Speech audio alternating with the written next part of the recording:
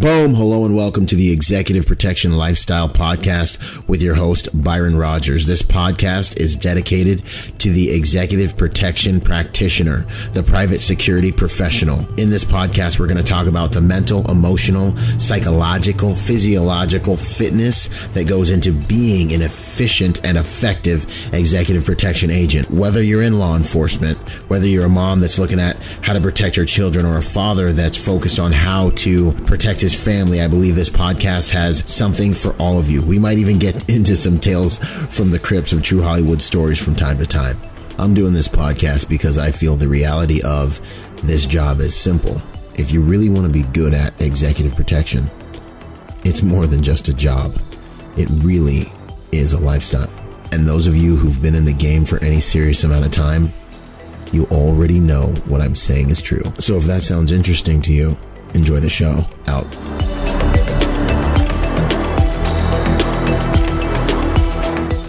Boom. Hey, what's going on, guys? Byron Rodgers here, back with another episode of Executive Protection Lifestyle. I am here with Toya Piper. Welcome to the show. Hey, how are you? I'm good. It's an honor to have you here, to have you on here for sure. It's great to be here. Thank you for having me. That is what's up. You guys might know her as Trill Toya on Instagram. I think you've got a YouTube channel as well, right? Yes, the YouTube is Task Force Toya. Task Force Toya. That's what's up. Okay. A little more serious. You know what I mean? That's a little more like, Cool. So one of the things that got me really interested in speaking with you was, let's see here. I got 5 sisters, right? So I've been protecting. I got 5 sisters. I was raised by my mom and my grandma. So I've always said guns are the ultimate equalizer, and that's what I always try to teach them. And that's what I'm going to teach my daughters. And I heard that you were actually in a shoot where the assailant was armed with an AK-47, was a male with an AK-47, and you were able to deal with that threat effectively and responsibly with your own firearm. Right? Like, that's awesome. Anyways. A crazy start to 2019 for sure. Yeah. So we're going to get into that today, ladies and gentlemen. It's a little sizzled so y'all know what's going down. So yeah, that was what got my attention, and I'm proud of you. I think that I'm really proud of you. So that's good stuff. Absolutely. Just another day's work, I guess. Yeah, that's good. Not really, but kind of. No. Right. Like you gotta expect it every day, but it doesn't happen every day. Yeah, no, that's good. No, that mindset's on point, and I totally feel you. So the biggest, I would say, just out the gate, what was the biggest moment for you? Was there any moment in your life that like really you were like, yo, security is what I want to do? That was like a defining moment for you. How did you know you're a protector? Well, I've always been a protector. That's always been my thing. The first fight I can ever remember getting into, some little boy hit my older cousin, and I went right up to the house and beat him up because with my cousin. Yeah. It's just, I don't know. It's just been something that's always been like sort of innate in me. And I never shied away from it. It was never anything wrong. I've never been a bully or anything like that. I've never picked fights with people. So I've never, used my protector powers for any type of bad. So it's just something I've always flowed with and went with. And I've just always known. And after being in the military, I was just like, wow, I'm a protector. Plus I'm pretty good at this. Yeah. And I like, I like guns, I like fighting, I like knives, I like all of that. So just put it all together, and there just so happened to be a perfect career out there for all of the above. That's perfect. That's said perfectly. That's a lot like mine too. I got out of the military and I was like, well, what am I going to do now? How am I going to justify all of this crazy stuff I love doing as a civilian? Exactly. Right. So, yeah, no, that's cool. I like that transition. Who would you say you are at your core? I'm Trill Toya. Okay. What does that mean? You know, I hate to like that. It's just, like I don't know if you've ever heard someone say you can't give yourself a nickname. Okay. Oh, I mean, actually, one of my good friends' mother named me Trill Toya. Trill is like a sort of younger generation hip hop reference. So she's pretty cool for even knowing about Trill. But she was just like, Toya's just so Trill. Like, I mean, for people that don't know, the definition of Trill is true and real. And it's always been the perfect name for me. You know, I've never been big on lying. I've never faltered about who I am. I've always stood 10 toes down, as they say. So it's just, I'm Trill Toya. I like that. So you're a person that focuses on truth and being real and authenticity. Yeah. I mean, I'm not an actress. Right. No, I don't have time to be shielding who I am for the sake of others. And it's too much. It's too much. It's just so much easier to be authentic. And if anyone has a problem with it, then they can have a problem with it. Yeah. I definitely noticed that on your YouTube channel instantly. I was like, yo, this chick just is not worried about what other people think. She's doing her thing and she's being authentic. Yeah. Which I think is a power these days, especially while everybody's so worried about presenting such a perfect front, you know? Yeah, it's difficult sometimes, especially with this new following. There's a lot of unsolicited advice and unsolicited opinions about all kinds of things. And it's just like, nobody cares. Yeah. Nobody cares. I think you might have a different dynamic to deal with the unsolicited advice because, you know, like one, there's always going to be your trolls and your like armchair quarterbacks and your like dudes in their mom's house with their neck beards and their big gulps telling you what you could have, should have, would have done, you know? Right. You know, and I haven't had too many run-ins with them or the highly technical guys that like are reading the Soldier of Fortune magazines like every week and like will tell you exactly what you should have, but have never done anything themselves, like no stripes whatsoever. Right.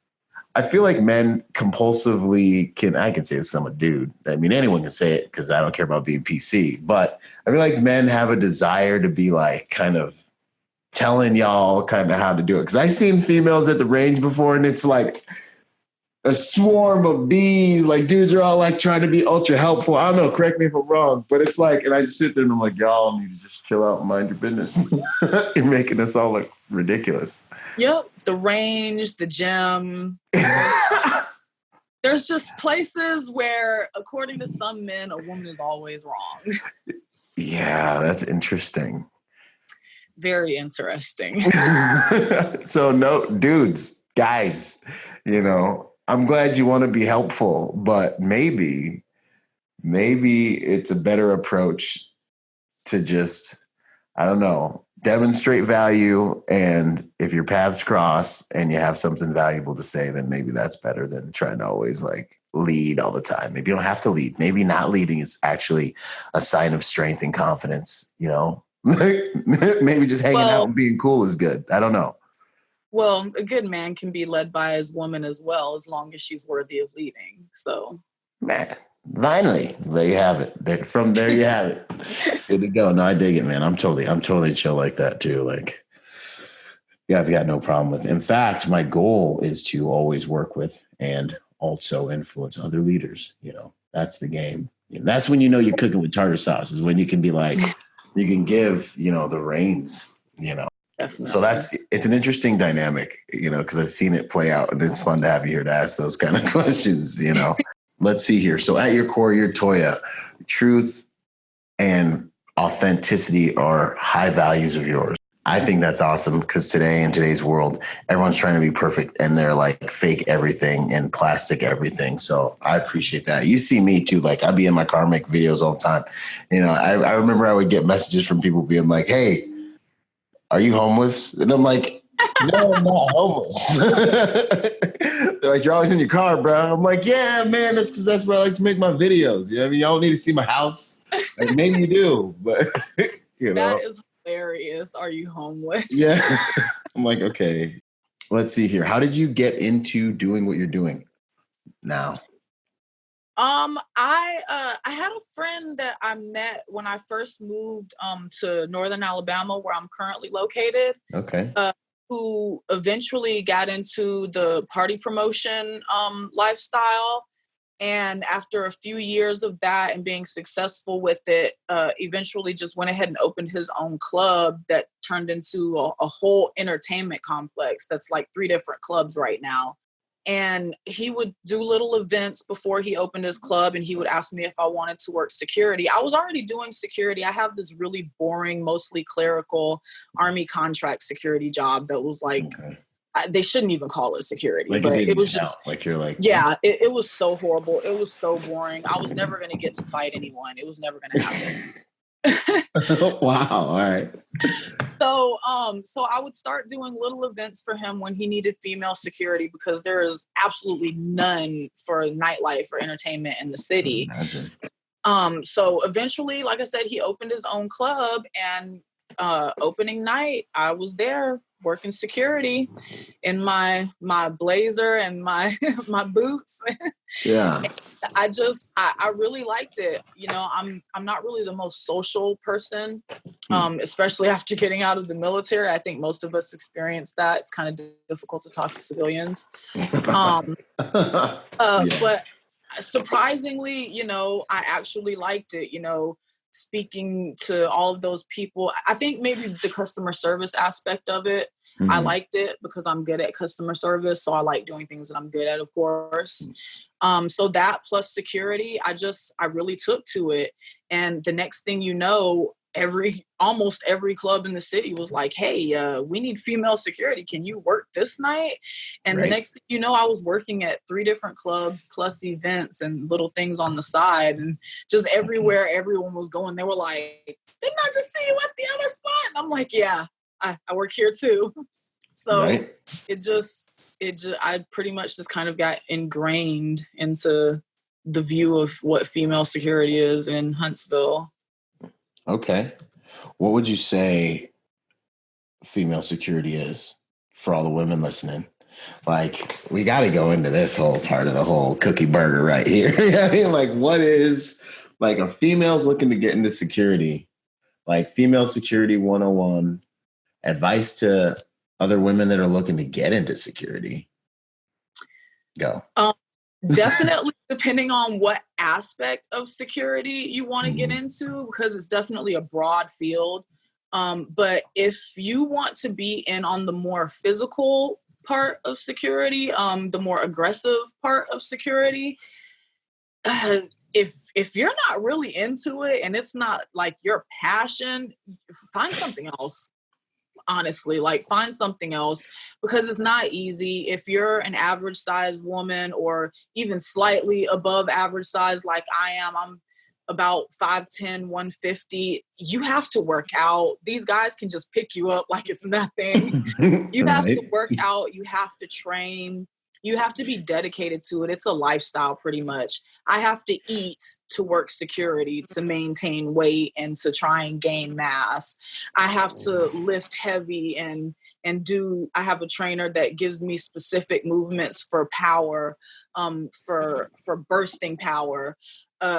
Everything that you do, pretty much, you have to circle it around you doing security. I had a photo shoot where I put a wig on, and because the wig was fresh, right? And so we put tape or glue at the hairline of our wigs so that it's seamless. Okay. So the tape was fresh, and I worked that night. So I was like, man, if I take this tape off, it's going to rip my hair out right here. So I left the wig on. Get all these years of working security, nothing happened. The first fist fight of course I've ever gotten into at security, and it only takes a little tiny tug and the whole wig was gone. And I mean, that's something, you know, when you're getting ready for work, you have to think about like, okay, you know, there's a possibility somebody might get their finger hooked in these and snatch it out. There's a possibility somebody might snatch this out, or, you know, my eyelashes may be gone or something. So it's just, as a woman, you know, there's a lot of things that we like to do. We like to have our hair nice sometimes. We like to, you know, do our eyebrows, do eyelashes, this, that, and the third. You have to think about all of that from the time that you get up till the time that you go to sleep. You have to think about security. And sometimes even when you're sleeping, you kind of need to be thinking about security. I mean, there's just, it affects every part of your life. I'm sure as a male, it affects every part of your life. But I feel like y'all don't have to think as much into it. A guy that's 6'5", 300 pounds can just go and work security, you know? Yeah, he just show up. Typically, you know, he could probably benefit from some training as well. But if that guy needs to remove me from the club, he's going to have absolutely no problem doing it as long as I'm not armed. No matter how skilled I am with my hand, he's going to pick me like a rag doll, and he's going to put me straight out. But me trying to put me out of the club with no training is an ordeal. Stop it. Sorry, my dog got out of her kennel and she's chewing ammo boxes. Yeah, no, mine's over here having a nightmare. Started barking a few minutes ago. I'm like, so right now you're going to be, actually, we don't know if they're nightmares. Dogs might just be like finally I can bark inside dreams. And anyway, rabbit hole. I like to think that they're chasing things, like chasing bunnies or something. Yeah, like having a good time. Right, exactly. They're just rocking out in an endless field, just running and just hauling ass. Yeah, being dogs. No, probably dreaming about not being cooped up. I like what you said, though, on essentially, it's more than just a job. It takes a lifestyle, you know. Of course, I got to capitalize on that because that's my tagline. That's too easy. Right. But it's true, 100%. If you want to be at a place psychologically, mentally, emotionally, to where you can physically do your job when the time comes, you need the momentum behind you of a life that's dedicated to being able to stop another human being, to being able to, you know, intelligently de-escalate something. Just verbally, even sometimes. I agree 100%. But what you're saying too, with regards to the feminine aspect side of the coin here, like there are a lot of considerations. There are more considerations, you know, in terms of being able to be prepared to bring your skill sets to bear in these types of situations. If you're on the physical side of security, and I couldn't agree with you 100. I mean, I agree 100%. So in terms of advice for females looking to get into this game, it would be something along the lines of you've got to decide and you've got to know whether or not you're ready to live a life where you're in that preparation. You're, you know, maybe you do dress differently. You do make different considerations where you're going to wear to work, you know, Right. And things like that. Is that kind of what you're saying, or am I missing something there? Yeah, pretty much. You have to be willing to live security, eat, sleep, and breathe security. There's not that many people that are willing to do that. To a lot of people, it sounds good. You know, it sounds good. I get to be in a club a few nights a week. I was probably going to be in the club anyway, you know? Just go and, you know, stand in there. But then it's like, oh, man, I'm watching everybody drinking, having a good time. And I can't drink. Man, I've got this post, and if I leave, somebody, you know, something could happen right here, and I'm not supposed to leave this post, but my friends are over here, and I want to go talk to them. Or, you know, man, I just got off it. The birds was chirping when I got home. And I got to work tonight again, but, man, I have not been to the gym. I really got to work out. And, you know, it's just, there's a lot of things that you have to do that sometimes you just don't want to do it. But you have to, because it's not the same as another job where if you don't want to do it, you call in and you just miss the paycheck for that day, or you use up a sick day. If you neglect things on this job, your safety and the safety of others, the safety of your peers that you work security with, who may be doing everything that they're supposed to do, so you're really being selfish and not matching their professionalism. But then all of the patrons who are depending on security to be on point and do what they do, you're jeopardizing their safety as well. I mean, so it's not money on the line, it's lives. Yep. That's what's up. Sense of duty. That's good stuff. Absolutely. And the thing about club security, it ain't no joke. It is not a joke. It is not a joke. Like sometimes I'll be hearing EP dudes that like kind of like turn their nose up to club security. Like, you know, well, we're EP or whatever. Bruh, on the EP detail, most of them, more than likely, you're just going to have your day and probably something's not depending on your threat level and your client, nothing's going to happen most of the time. At any given night in a club, there almost will be a fight. It almost for sure is going to be a fight. Like you probably have to go hands on at some point in time, and it's going to be real. And you probably ain't going to be able. I mean, your de-escalation is like visual cues, loud music, and stuff can like you mess up and not break the fight up or break it up the wrong way. You got 24 people fighting. This is some Spartan fight stuff could happen any Friday. You know. It's not cake. Okay? Yeah, man. You're stuck there all night, like until the morning. Yep, until the morning. And if something happens, it could be even longer if you've got to talk to police about something. Yes. And of course, it's going to happen towards the end of the shift when everybody's mad, going home alone, and there's some drama in the parking lot. That's when they like to start it in the parking lot. Nobody fights from 10 to 12. Yeah, man. Nobody. Mm-hmm. No, that's it's I would say the nights when we have a celebrity come and you know, like the club owners or someone, they know what I'm trying to do, so they're like, hey, when the celeb gets here, you're on them. From the time they get out, you're escorting men the whole nine. Those are my easy nights. The holding girls back with arms wide open for what's the little boy's name? For Key Glock's whole performance was far easier than stopping 15 girls from fighting in the parking lot on a Tuesday night. Right, and stopping girl fights. I don't know why, but personally, it's just more complicated than stopping dude fights. In my experience, are nuts. Right? Girls are crazy. Let me tell you, the other night, okay, so for people who watch my Instagram, I work at Taco Tuesdays, okay? Taco Tuesdays go nuts. Right? Taco Tuesdays go nuts. They have $2 tequila, and it's like the cheapest, most horrible tequila, and it seeps into people's veins, and it's like they're possessed. I'm telling you. When you hear those specials, like the 2-for-1s or the $2, that's when you know it's going to be a rowdy night. Anytime there's some specials going on. Yep, get ready for it. So there's this fight towards the end of the night. Of course, it's like 1:20. No one fights from 10 to 12. It's like 1:20. Club closes at 2:00. And all these girls get into it. It gets out into the parking lot. The police are out there. And I go to the girls. I'm the type of security. I try to work with everyone. I don't want to see anyone go to jail if it's unnecessary. I feel like fighting is a natural thing for humans to do. So I'm complete. If it were up to me, I would be just let them fight it out. Pardoning off the area and being like, y'all go ahead. Figure it out. Right. But we can't do that. So anyways, I'm walking around to all these little different clusters of groups of people getting ready to just clash.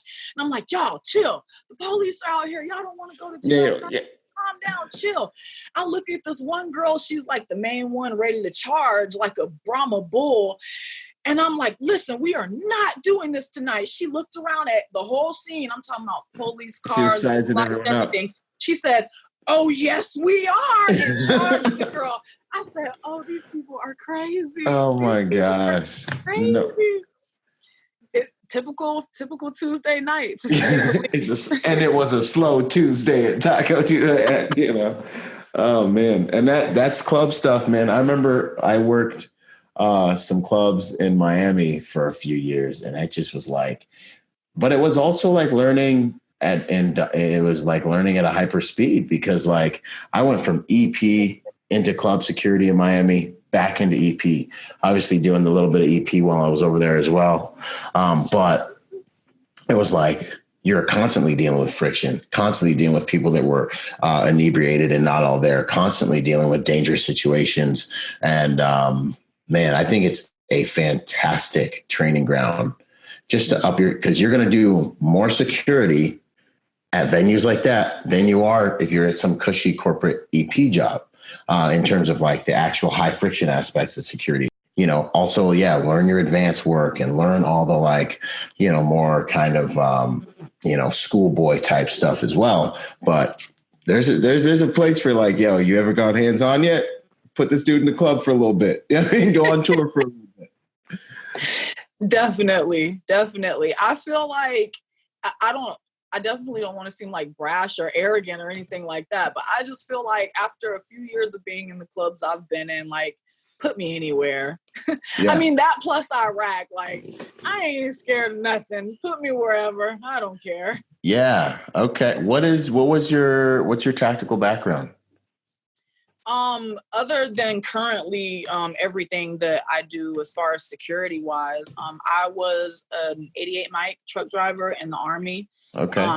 I had the blessings of being put into an infantry unit where they were very gung-ho about their support being just as infantry as they were. Good. So we trained with our guys. We did the same types of training that they did. We went out on mission. They ambushed us so that we could get things right, all kinds of stuff. So, I mean, I was blessed to be put into the unit that I was put into. Shout out 227 Wolfhounds. That's what's up. Because I really got a different Army experience than most people that aren't infantry. But then as a woman that couldn't even be infantry at that time, I really got as much of the infantry experience as I could have. I mean, because if I was a guy, I definitely would have. You'd have been like, I get it. Yeah, go as deep Most as I can. definitely, yeah. I would have went in and just been gung-ho and, all about everything. But luckily, I got put in 227, and it was great. I learned so many things that I still know secondhand. Good. The skills that you've held on to.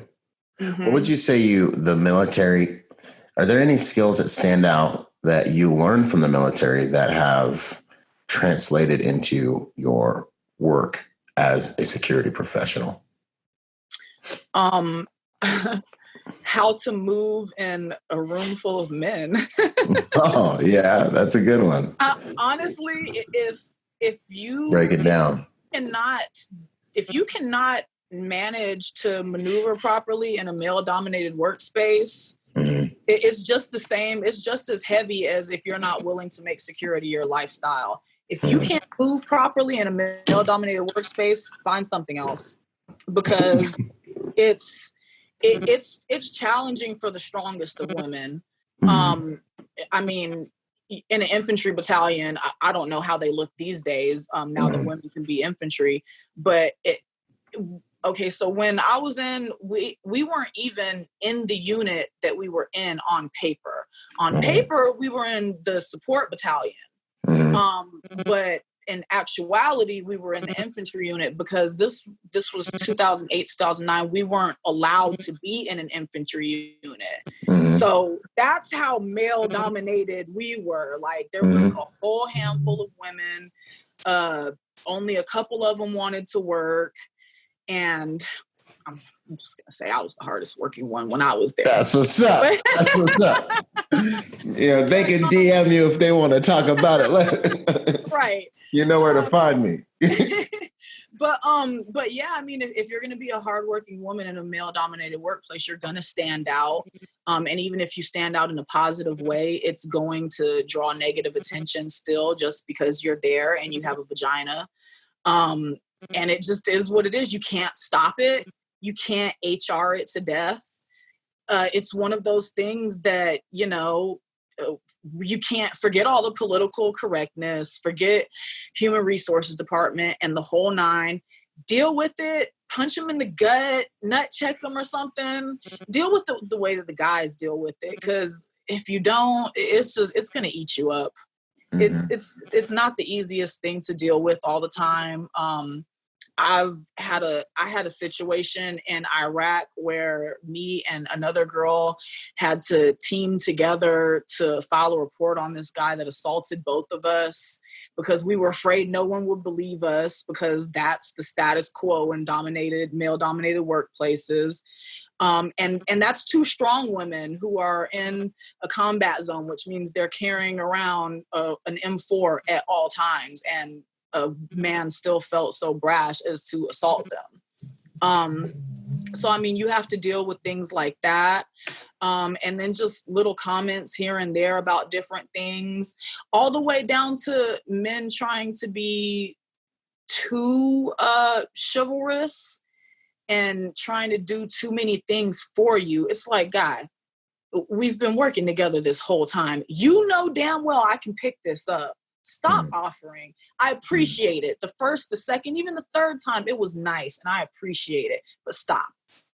We've been working together for a year, okay? I'm equal to you, sir. If anything, I've saved your life. I'm equal to you. Stop trying to make it seem like, and you don't even probably realize that you're doing it, but you're making it seem like I'm incapable of doing this. I've been proving it to you that I'm capable of doing it several times over. However, just because of the fact of me being a woman, you still have this feeling of you still have to try to do this for me. You do not. I got it.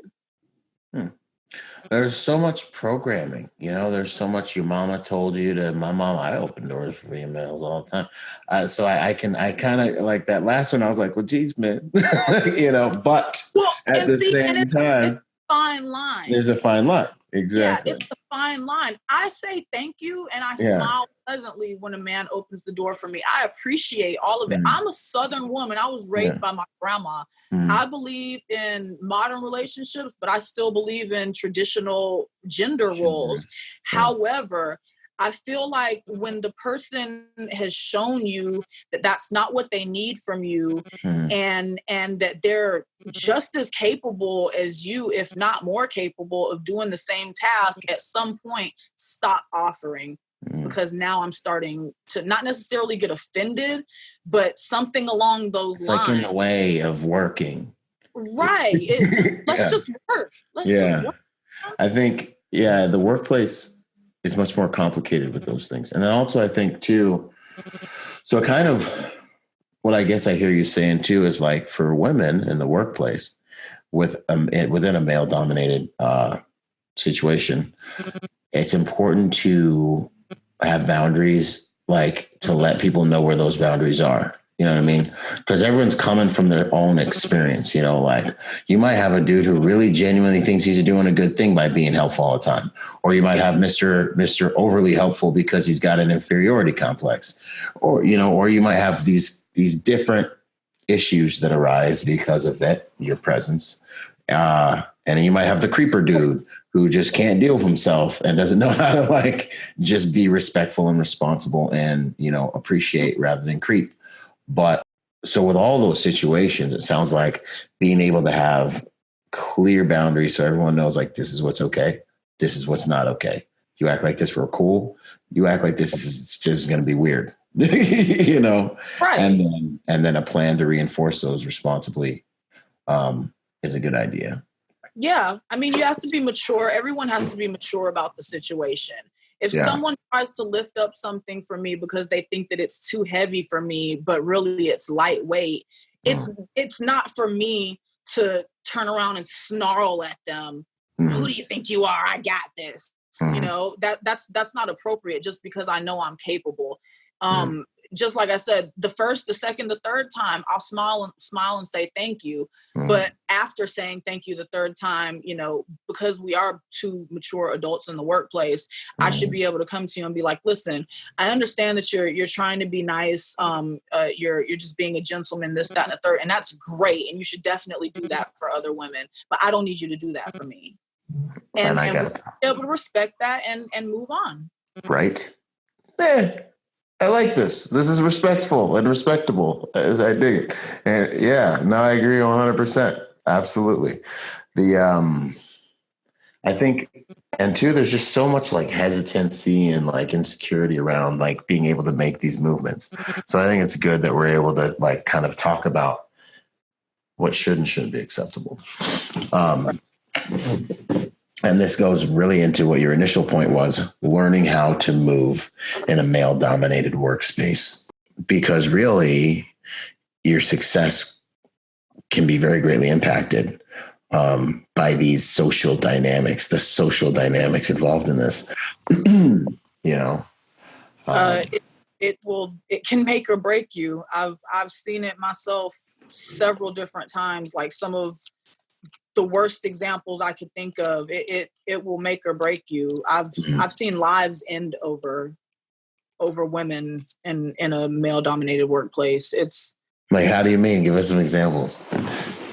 Now when I say lives end, I mean literally someone is not with us anymore. I without getting too much in on the situation, and for people in the Army community and military community, a lot of people know about it.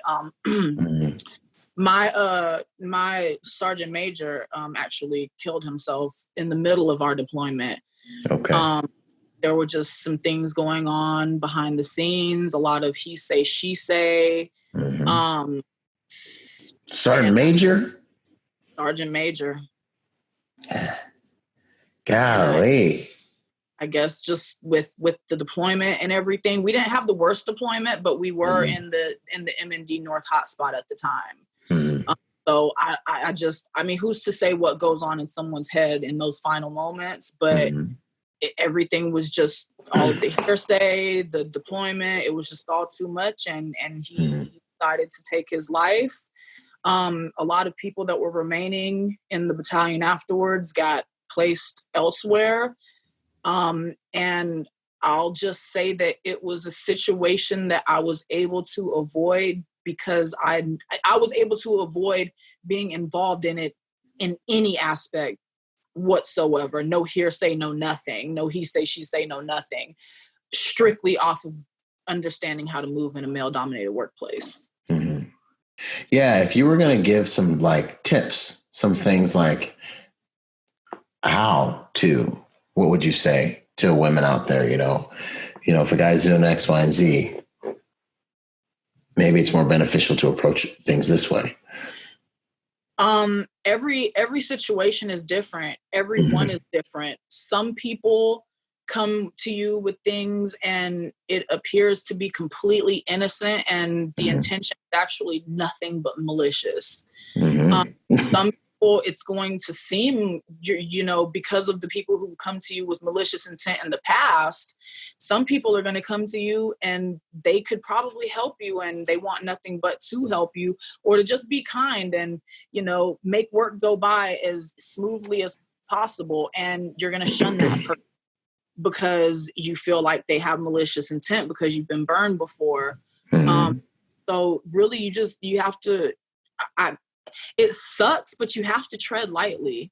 Until those guys get to where they're your brothers, even though they're still always going to always have sex with you. Remember that. They will still always have sex with you, okay?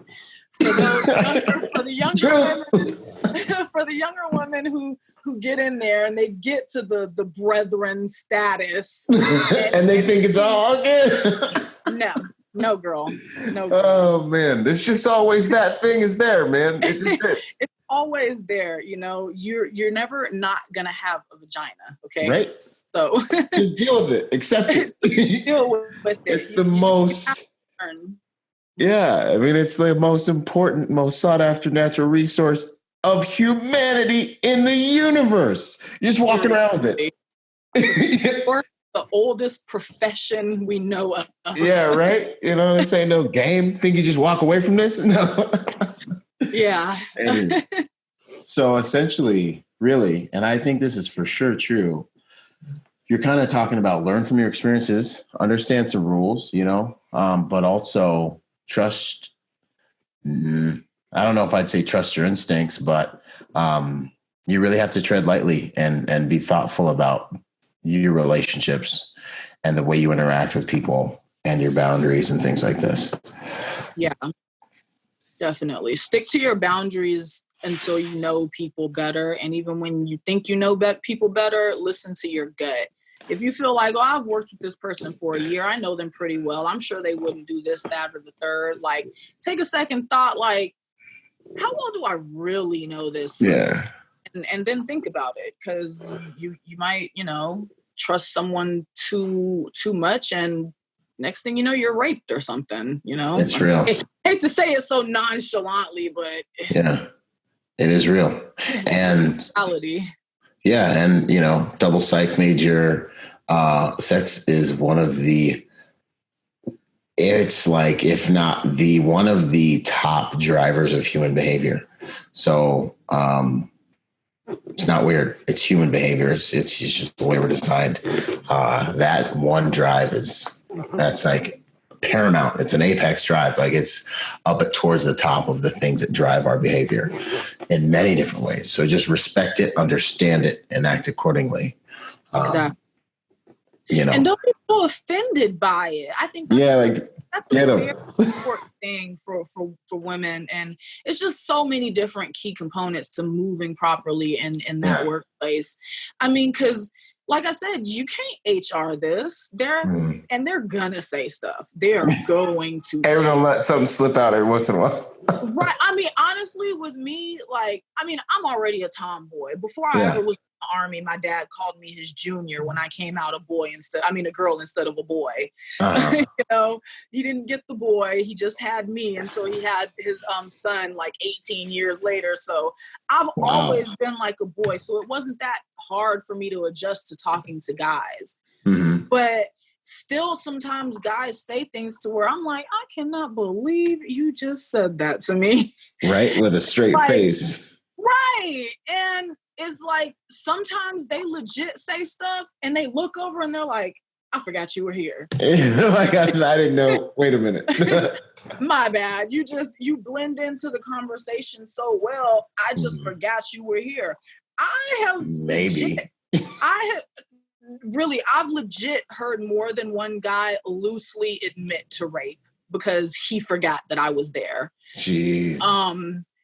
Guys say stuff to where, like, you can almost see them kind of tense up when, like, I move in the corner or something, and they're like, "Oh shit, he was here."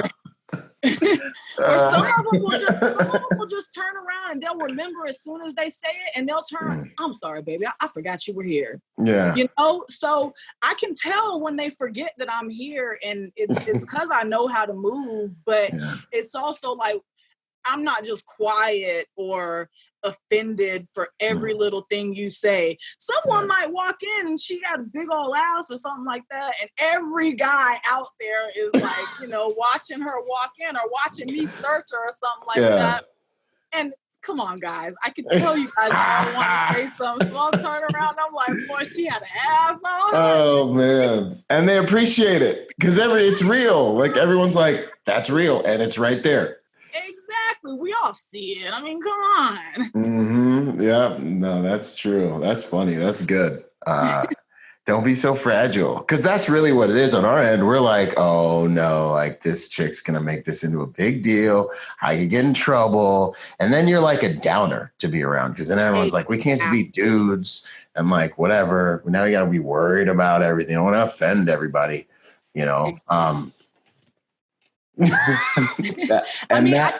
I get it, because there are women that will HR you to death. Yeah, they will. And I've seen some of those women provoke those situations. It's not always provoked, but I've seen it happen. So I mean, I get it. I understand things on both ends, and that's really important. Understand things on both ends, and it'll help you tread properly. That's awesome advice. With anything, when it has to do with your enemy, with anything, if you can understand both sides, you have an elevated perspective. It's just a wiser, more mature, more holistic, more well-grounded perspective. That's great advice. Understand both ends. Yeah, no, that's what's up. Do you have like a mantra or quote that's your favorite quote? I don't know if this is necessarily a mantra. I have to tell myself, don't react. Huh. Okay. Everything irritates me. Listen, I've been out of the Army for almost 10 years, okay? So irritate the crap out of me. I don't know if I've just maintained my whore for so long because I came out and went straight into something similar. I mean, but also my family is all military, you know. It's how I came up. My grandparents raised me. My granddaddy was a retired command sergeant major, 35 years in the military. So, I mean, it's pretty much bred into me. Yeah. So I just... There it is. There's the not reacting happening right now. There's the thinking before acting. To think of like the right way to say it to where I don't sound just absolutely loony. Harsh. I mean, sometimes I feel loony. You know, sometimes someone will just say or do something so small, and in my head, I'm like, now, why would you go and do some old dumb shit like that? And I want to say it, and I want to, like, fix your deficiencies. Yeah, like, fix yourself. Stop being nasty. Right. Fix yourself. Stop being nasty. Hey, like, close your mouth. Right. And in my head, I'm just like, don't react. Don't react. I mean, I just, especially, I mean, at the club with patrons, drunk patrons, people always tell me, like, I really love, especially women, because they're not used to female security. I really love having you here as female security. You're so understanding. You're so this, you're so that. I'm understanding because of that don't react voice. Yeah, that's in your head right now. Don't react voice saves everyone because there's always stuff that happens where I constantly just want to slap the shit out of people. Yes, this is true. And I just in my head all the time, don't react. Don't react. I've almost don't reacted myself to a point where I'm numb almost. Yeah. But it's better than the reaction. Yeah. And then like literally King Kong is fighting gods. Like something's happening and everyone's like freaking out and you're just kind of like you run around, you come around the corner and it's like, is anyone going to die? Is this really a security concern? If it's not a security concern, it could be the craziest thing ever. And I'll just be like, yeah, exactly. No, that's good. But that don't react is good because it gives you a second to pause and think and process and then come up with the best way to deal with whatever it is. Is it even your problem? Should another department deal with it? You know, all these different things. This don't react thing is very good. I like that a lot. You know, that's useful for everybody. I can think of a few people I hope listen to this and use that and take that person and they're going to know who they are right now while I'm talking. Yeah. We know who we are. We just all have to find a different way to deal with ourselves. Yeah, really. To get the same result, you know, to get that good result, we'll have different tools we have to use. What's your training regimen like? What was it? Well, right now I just kicked up work a little bit. So it's kind of been slow a little bit. However, I go to the range every week. If it's not at least every week, it's always finances and time permitting. But I go to the range every week, an indoor range, which you're kind of restricted at. I get to the outdoor range with my NRA instructor, who is Range 351 on Instagram. Y'all got to go check him out. He's awesome. But I get with him as often as possible. He has a range out in the country that's outdoors and he moves the targets different places. So it's like never the same range when we go out. So that's really awesome. I love going out there and he's a great teacher. Within like 2 hours of working with him, he had me shooting impeccably better. Other than that, I also work with a trainer for my physical aspect. That's grindfitness.co on Instagram. Plug away. Plug everybody. This is what we do here. Plugs and rabbit holes are welcomed, always. Right. Rabbit trails. Yeah. So, I work with my trainer. I try to work with him at least 3 times a week. Sometimes we might have time to get one more in. Sometimes it might be one less, just depending on our schedules. But he works with me on some hand-to-hand combat boxing, mostly is more his expertise. And as far as weightlifting, heavy lifting, with explosive explosive movements, Yeah. work on like pushing people out of the club. I give them a goal of what I want physically. I tell them I want to be able to throw an average sized man out of the club, literally, like how they used to throw Jazzy Jeff out the house on Fresh Prince. I want to literally be able to pick up a guy and just toss him out the club. My son. Yeah. All right. So he gives me a regimen based on what I say I want Those to requirements. do. And then I also, I've definitely been slacking on my hand-to-hand combat lately. I always try to work on basic maneuvers, like removing hold, standing, like blocking, choking, and all of that. Moving a handgun from someone and blocking punches. Let me tell you, if I get in a fight, I am gonna get hit. Yeah. I feel like, I don't know if it's that, because I used to think I had a slow reaction time, but I've understood now I don't have a slow reaction time. I think that it's just that I don't care about getting hit. Really? I don't up with that, but I always try to work on the basic little maneuvers, blocking punches and strikes and things like that. But I work with concealed tactical training on Krav Maga here in Addison, Alabama, and I'm also about to start working with 10th Planet Jiu-Jitsu soon as well. Nice. So I'll start trying to incorporate both of those instead of just Krav, because I had just started leaning over to just the Krav side. And other than that, I'm a prepper. I'm a survivalist. Yes. Outstanding. So as far as training for that, I have a yard. I have a house with a yard and stuff. So I do as much as you can do just with just a yard. I read and prep and buy stuff and do little stuff at home as much as I can, a lot with the prepping thing. But other like than that, you called it prepping, so like you're serious. Like, I'm a prepper. Oh yeah, definitely. I was just talking to someone about this the other day. Matter of fact, it was Matt, range 351, and Eric from 10th Planet Jiu-Jitsu.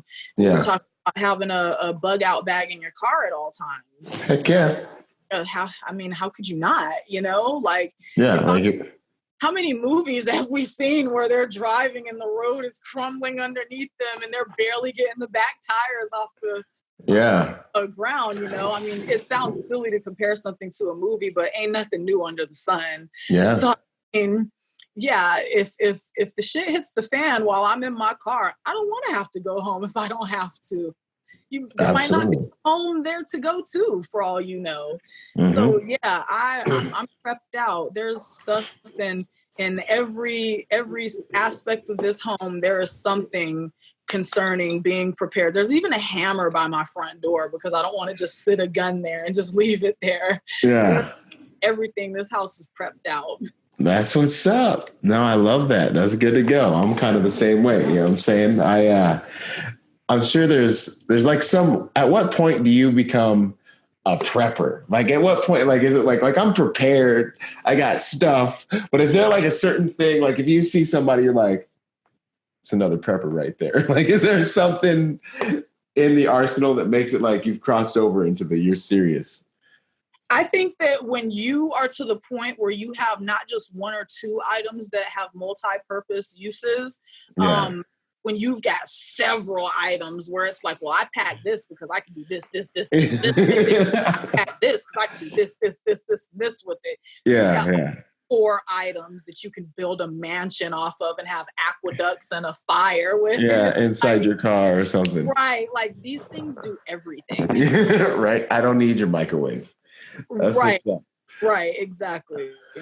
So then one of the things I get hit up all the time about, and this is something that you can hopefully speak to too, is EDC, your everyday, because you're CCW, right? Yes. Awesome. So EDC considerations for anyone, just your EDC considerations, and then we'll go into feminine considerations. EDC, what do you carry? Why do you carry it?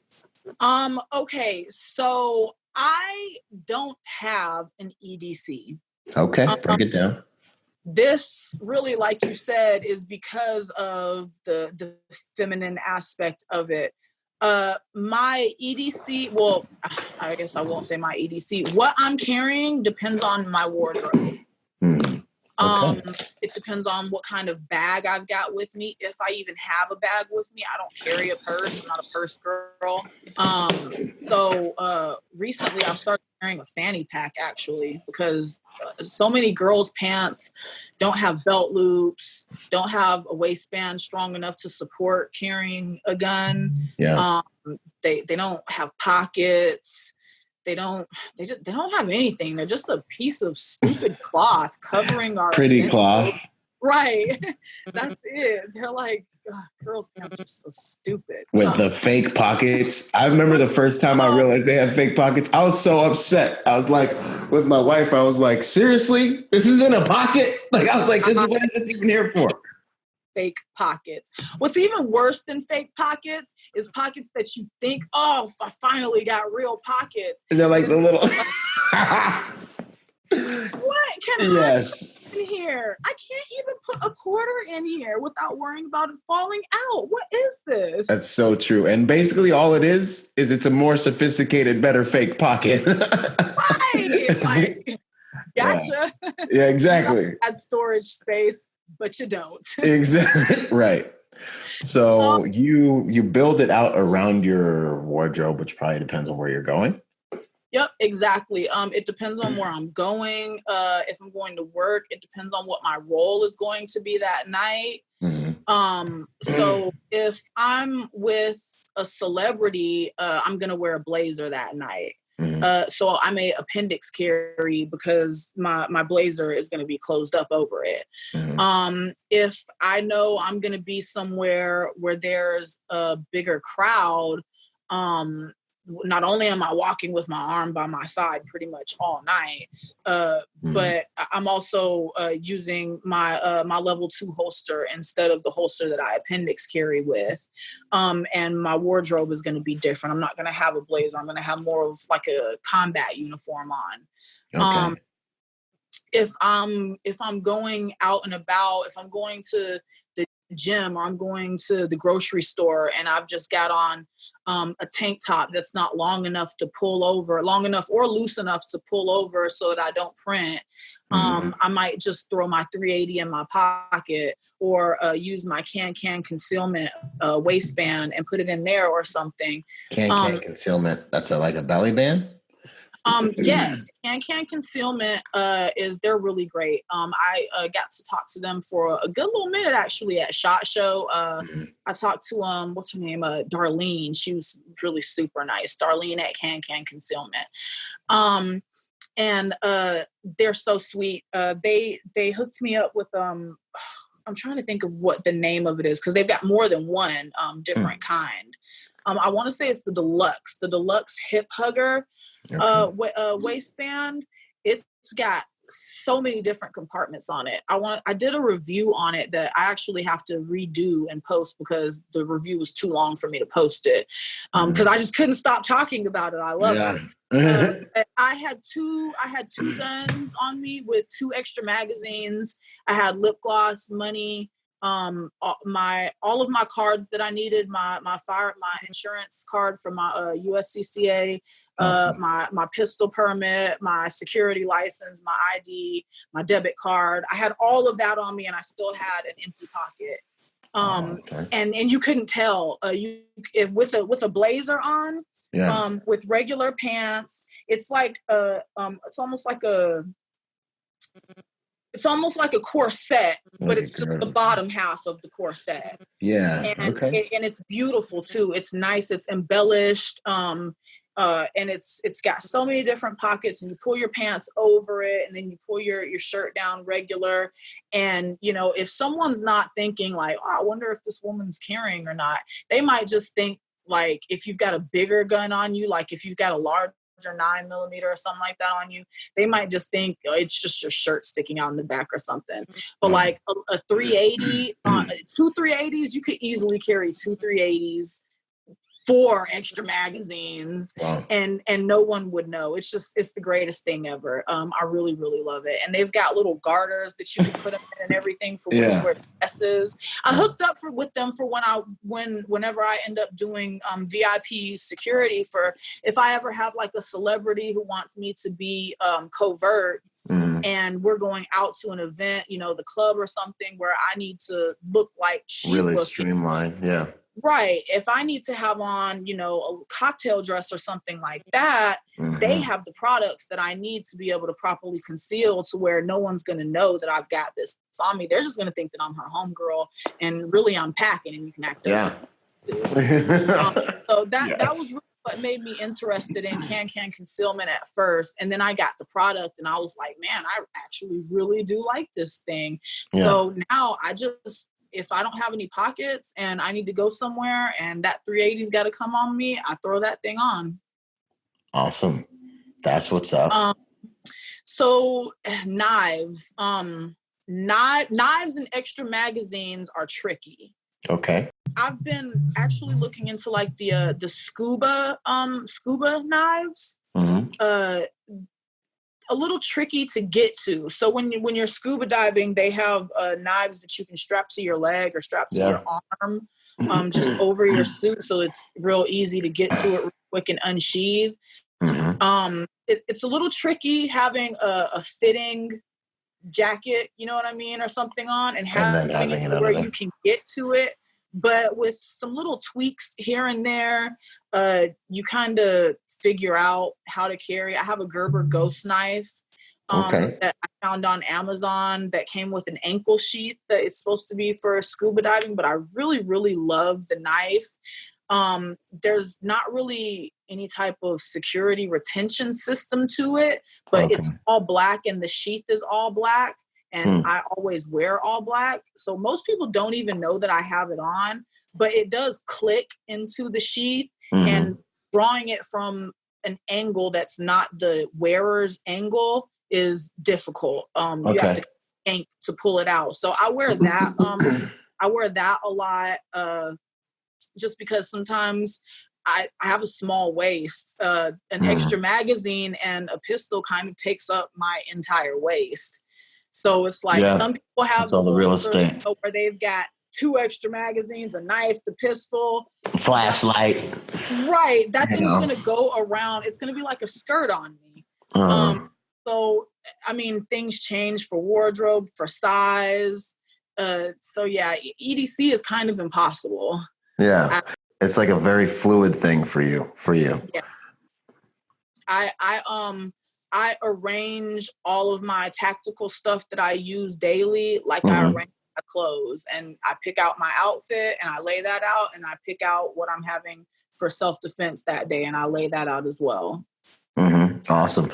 You should do a video on like EDC for like, for the feminine and kind of show like this whole process, I think.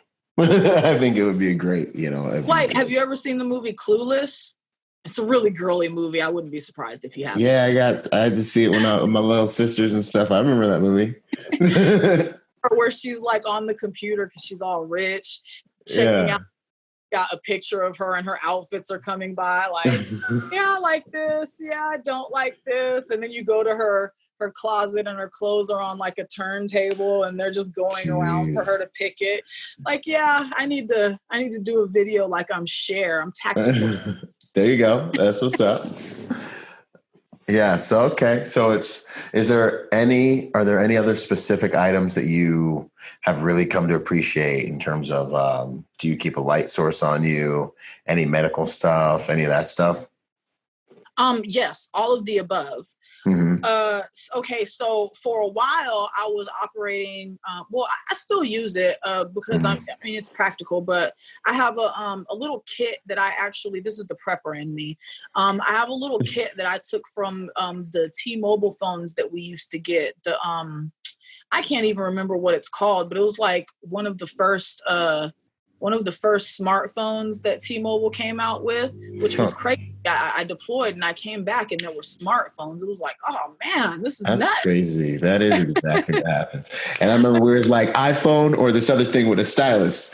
And we were like, well, even before that, there's like those little Nokias. They were like this, like just a little square, Yep. I mean, so I took the T-Mobile phone case, which is actually a pretty sturdy little case. And I stuffed it with everything that I need. The combat application tourniquet, gauze, bandages, disinfectant in case there's bodily fluids, rubber gloves,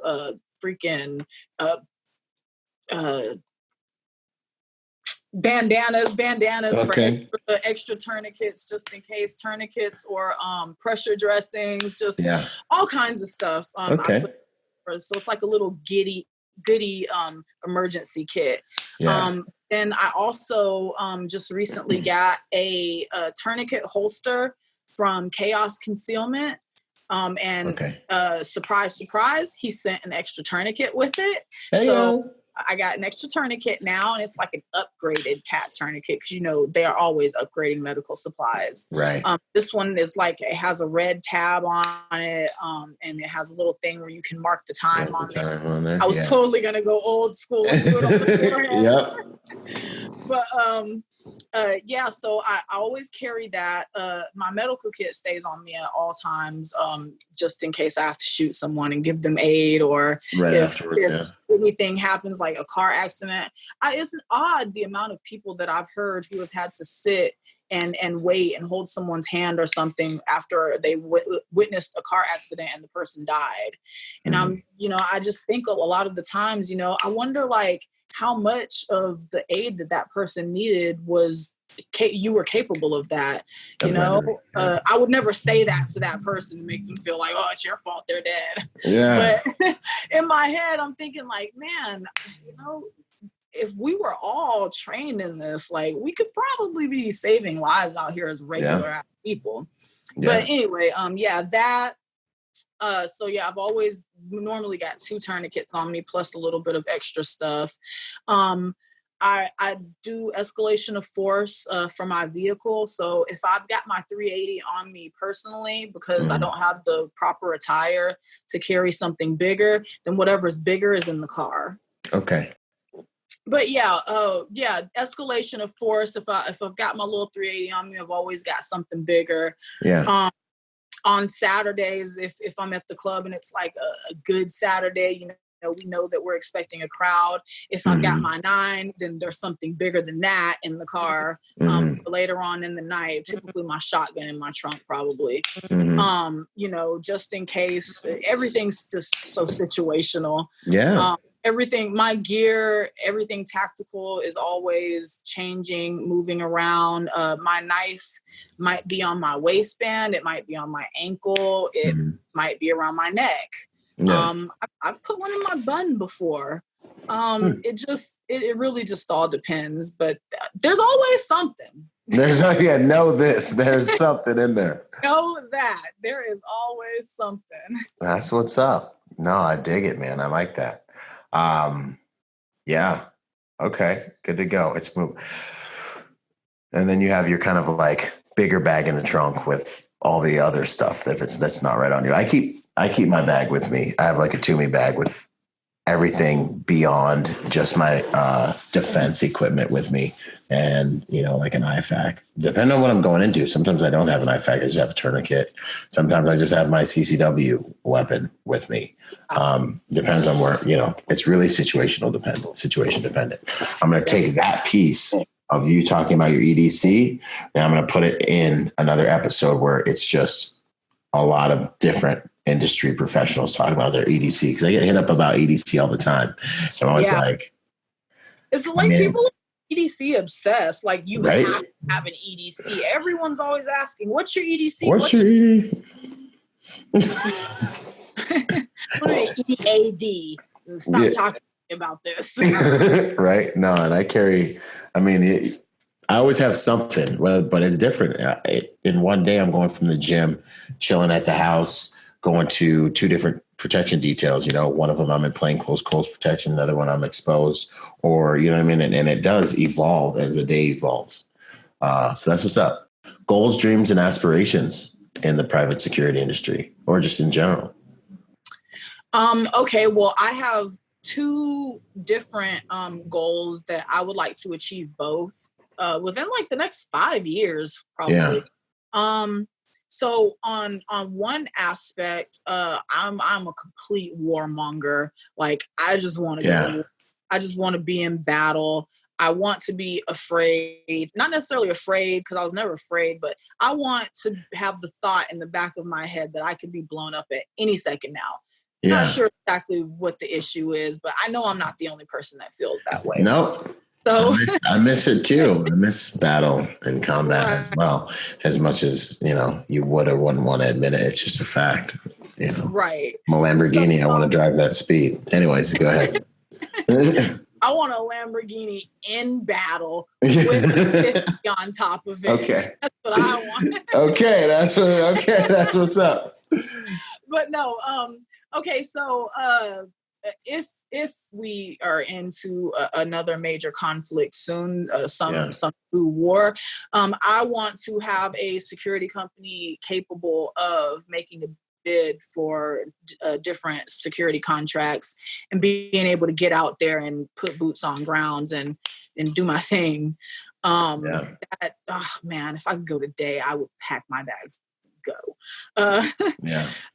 The second one, I really want to do celebrity bodyguarding. I really like the club, like the kind of like the party aspect to it. It's kind of cool to be in there and be in the atmosphere, even if you're not allowed to party. I really like the job. I'm actually going to be really sad when I leave club security, but I'm going to be happy to go on to bigger and better things.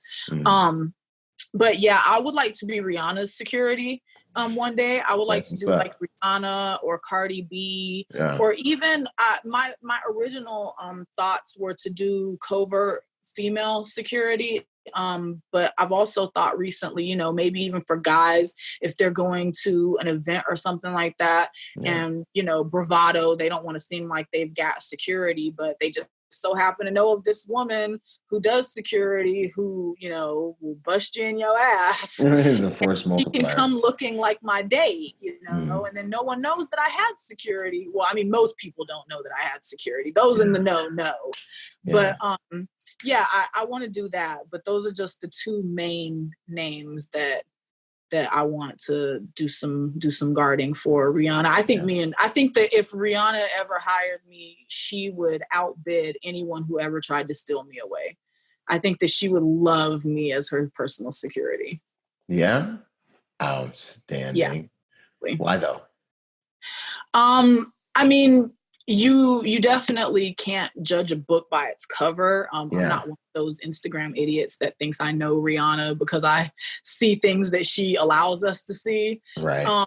But just I'm an empath. I pick up on a lot of things that a lot of people don't pick up on.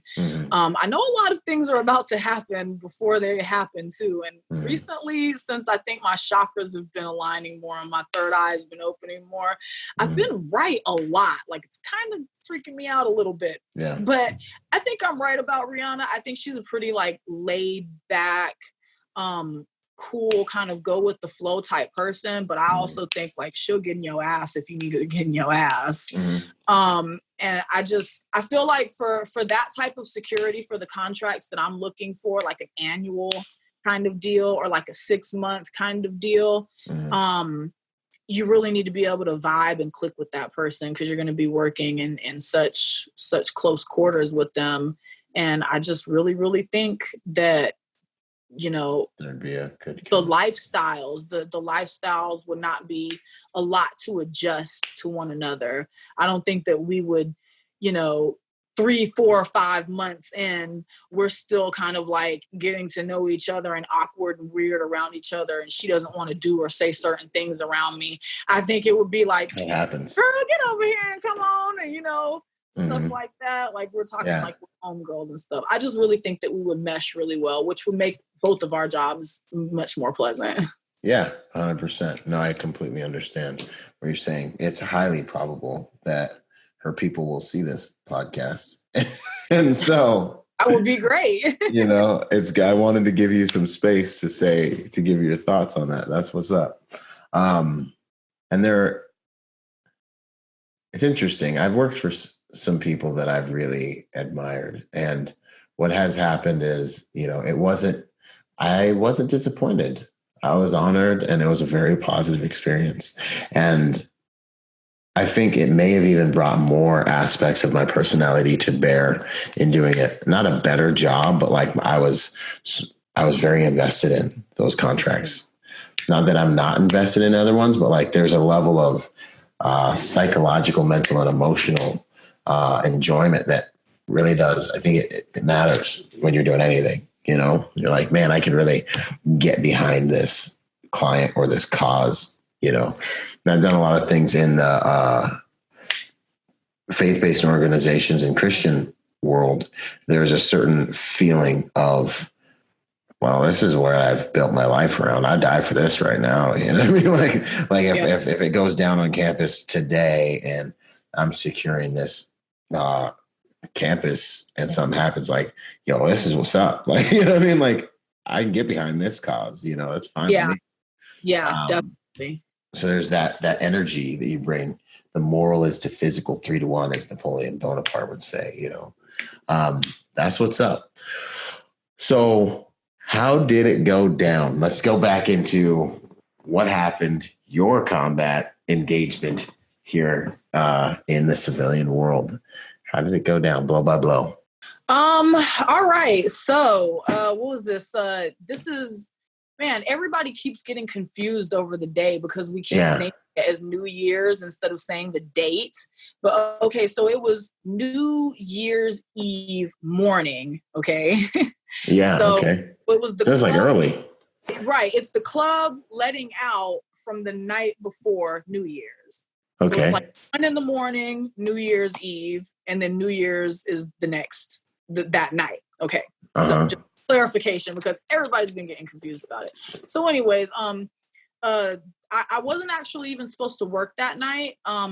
It was of course like a Thursday or a Sunday or something like that this year. But there was a Lil Boosie concert. There was a concert at one of the clubs that I normally only work Tuesdays at, but it's the club that I work events for. And just normal, the club owners had just gotten a little bit carried away with all of the preparations and everything, and they forgot to hit me up because I'm not a part of the regular security team. So all their other security, was squared away, handled, taken care of, because they're a part of that team, but I'm a separate entity. Yeah. So they got to hit me up, and I just so happened to be bored scrolling on Instagram, and I saw the flyer, and I was like, man, nobody called me. Yeah. Wow. Right. Like, wow. It's like that. Okay. I thought we were cool. Right? Call me. Oh, okay. So I text my friend, who was one of the first people I met here, who helped get me into club security. I text him, and he immediately texts back. He was like, oh man, yeah, I forgot, come in. And I came in. So I actually ended up being the only armed guard that night. Most people don't really realize it. I guess it's not something that people really think about, but there's like really no criteria for club security. It's like, hey, can you break this stuff up? All right, you're hired. Yeah. Are you going to run if there's a fight? Okay, cool. Right, exactly. Are you going to help us or not? Yeah. So I'm one of the few who is fully certified armed security through the state of Alabama, pistol permit, the whole nine. And you can go inside the club armed? Yes. Wow. So in California, they ain't having that. No, it doesn't matter if you're armed, CCW, whatever. You're just not allowed to do it. But it's California. It's not America. Right. I was about to say, there's a lot in California. There's a lot that goes on behind the, communist California curtain. Oh man, that's hilarious. So I go in, and I mean, it was like last minute. Like, you show up for work at 10 o'clock. It's like 7 o'clock or something like that. I'm like, hey, can I work tonight or what? And they're like, yeah, come in. My bad, we forgot to hit you up. So I go in. I had been having my mind set on celebrity bodyguarding for a long time, and I had been doing something where I'd been having my followers at a celebrity for me just to see if they just so happen to see it, you know, if it fills up their timeline enough for them to see it. And that day I was like, everybody go at Lil Boosie. He's going to be here. And, you know, he's about to see me in person. You know, maybe we can get his attention, you know, maybe he'll hire me, blah, blah, blah, whatever. Little did I know what was about to happen that night. The next thing you know, it's like 1:20 or something like that in the morning. Of course, no one fights from 10 to 12. No. And these like 2 or 3 guys get into it, but it's main 2 guys that are into the altercation. So we hold one of them. One of the guys, the altercation was with inside, and I mean it was quick. Like somebody got hit once, I think, and that quick security got it separated. So the guy that was on the inside, we were familiar with him, so we held him in. And we pushed the other guy out. And it was strange to me because I'd never seen this guy before. I worked security at almost every club in the city, and I've never seen you before, you know? So that was just strange to me. But, you know, I still, you know, spoke to him like how I speak to everyone else, courteous, cordial, professional. So the fight got pushed outside. The rest of security stayed inside. Me and one other security came outside with the altercation. The guy went off to his SUV that was in the parking lot about 50 feet down, and I guess he was just upset that he got his hit and he didn't get his get back. And so he immediately went and retrieved his AK-47. And this is how numb I am. I just watched him at first. Yeah, you're like, I mean, there was nothing that I could have done to stop him from retrieving it from the vehicle because I didn't know that that's what he was going for, you know? But when he first pulled it out and was like walking back towards the club, I was just standing there like in my head, like, is he really going to do this right now? Like cover didn't even come in my head. This is so how it is. Until the second shot went off and I was like, oh shit, I'm just standing here. And I got down and he's walking towards the club entrance and he's just like, he's literally just walking with it, firing it off in whichever direction it's facing. And I'm like, oh, this dude's tripping. So finally it clicks in my head, like, you're in danger, dummy. Get down. So he's the owner's Porsche truck, my friend's Porsche truck. He's coming around the front of the truck, so I'm coming around the other end trying to stay concealed. And then I'm thinking like, man, I wonder which part of this truck bullets are going to go through. So I'm like, it's funny how you think about like you think about this stuff and it's like so quick. And you look back at your thoughts and it's always funny.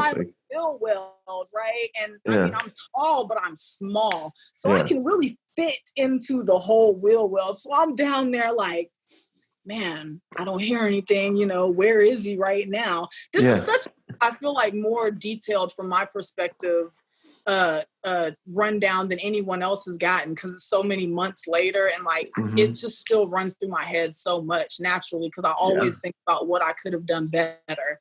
But in my head, I'm just thinking like, man, I can't hear him. Where is he? Like Jaws, like where's this guy gonna pop up at? Right. So I can't remember what he said, but I hear the other security yell something. And I kind of like peek out and he's by the door and I'm like, oh shit, he's gonna go in the club. And so like, I'm like, oh man, this is all bad. I can't let this happen. Right. It occurred to me that I'm the only armed one. All I'm thinking is like, he cannot go in this club. So I drew out, like I hadn't even drawn yet because at this point, all I was thinking about was like, damn, he popped off 2 shots and your dumbass didn't even duck. Get down. But yeah, so I draw, pivot out, take one. I don't even stay. It's long enough to see if it hits him or not. It's a concrete wall behind him, so I'm not worried about backdrop, you know? and there's absolutely no one outside. Everyone's inside. They hear the shots, so they done cleared the lobby and everything. So no one else is in danger except me and him at this point. Wow, so good job on the club. Popped, came back around. I didn't know that I hit him the first time because he didn't go down.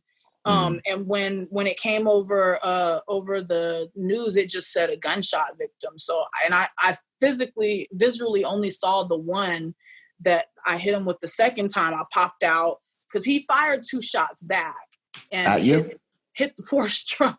Oh man, the poor Porsche truck. The poor Porsche truck, and you're in a firefight with a dude with an AK. This is legit. You're in a shootout with a dude with an AK. What are you shooting? Glock? No, I was shooting Smith & Wesson SD40. A Smith & Wesson SD40 versus an AK. That's a tall order for anybody. You know what I mean? Like, good on you. I didn't even, it never occurred to me. No.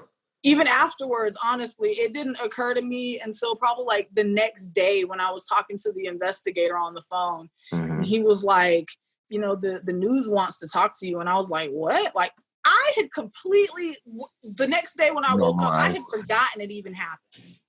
It was just life as usual to me. Not to say like I shoot people all the time. It was a slow Tuesday.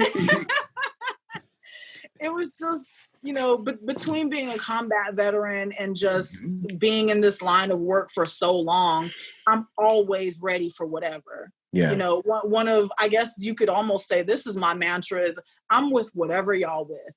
I always let it be known. I'm never going to escalate anything improperly. At least I'm going to try my hardest not to. But whatever you think you with, I can guarantee you I am with it. And I've done it before. So. Yeah, it's what's up. Yeah, so he got hit the second time and he hollered out, hey, I'm hit. I could hear the other security hollering at him, hey, just put it down. And he was saying something else. And I peek out again and he had pulled his pants down to assess where it was at. And that one I could see in his thigh. I guess the other one was higher in his hip where like his boxers still were. So I didn't really get a good look at it. And then one of his friends came kind of out of nowhere and started to like drag him towards the car. And as he was dragging him, I was like, hey, wait, like, where are you hit? And I saw the one on his thigh. He was like, my leg. And I was like, shit, I don't, in hindsight, of course they weren't going to wait, but at the time I was like, okay, hold on. I've got my tourniquet. And I ran to go get my stuff. And when I came back, he was like getting his legs into the SUV and they went to the hospital. And like 2 seconds later, the police were there and gave them the whole rundown, sat in the back of the police car for a couple hours while they checked everything out. And we all heard it like 2-3 minutes after they got there. A gunshot victim just pulled up to Crestwood Hospital, and they went ahead and got him, arrested him at the scene there. He was actually in his gown and hospital robe when they took the mug shot. Yeah, I saw the mug shots. Yeah. So, this is one of the later podcasts that I'm doing the incident, and I've had more time to think in hindsight and talk to people about things. I want to take a second to say this. Break it down. All right. There are a lot of people, an overwhelming amount of people, to the point where it was kind of depressing, like a loss in the faith of humanity type thing, where people criticized me for not killing him. And what? Yeah, it's to us that sounds ridiculous because we have the proper mindset to be people who are put in the situation to make the proper call of just die right now or not. Yeah. It was really upsetting. I still get it almost every day. You were supposed to kill him. Just immaturity. Shot straight to the chest. And I mean, I get it. We're trained center mass. I, first of all, in combat, in regards to firing on vehicles who you're not sure if they're a threat yet or not, or people if you're not sure if they're a threat yet or not. Yeah. The shoot part of the escalation of force rules of escalation was always shoot to warn, shoot to disable, shoot to kill. It was never straight to shoot to kill unless time did not permit. His weapon was not trained on me. Yeah, he could have fired. He could have turned and trained it on me at any moment. And that was a risk that I was willing to take. It's a risk that I understand that I'm willing to take every single time that I go to work. And that's my risk to take. I understood and I knew fully what I was doing. But from the place of a Black woman, we have enough of our men who are improperly and poorly educated, systematically, who are jailed and imprisoned without any type of rehabilitation systematically. And we're to a point in the availability of information where if you don't believe that America and in large part the world is systematically oppressive against people of color, you're a fool. So with that being in my constant mindset and me always understanding that, I understand that just like it's insane for me to want to go back to war and possibly die in a million little chunks that they'd have to send home in a box. And for me to be completely cool with that and even yearn for it is insane to some people, just like it's insane that someone would get out of prison and want to go back. It's called institutionalization. It's a real thing. The gentleman, and people have even said something about me calling him a gentleman. Like I'm just supposed to turn barbaric as soon as someone does anything, wrong. The gentleman who did it was just recently released from prison. It was, I didn't know him, but I'll just say I'm pretty positive that it was a system that has been ingrained into him. He probably wanted to go back without even realizing that he wanted to go back, because no one takes the people when they're coming out of prison and prepares them for the mental aspects of it. And it's a whole system that's improperly handled. And unfortunately, this person and this whole situation was more than likely a victim of that system that he was born into, that he had no part in creating. He was just simply born into it, and he's just been playing this game as best as he can. Some people get further in the game, and some people don't. So I really would like everyone, no matter who you are, race, color, creed, whatever, to kind of think about that.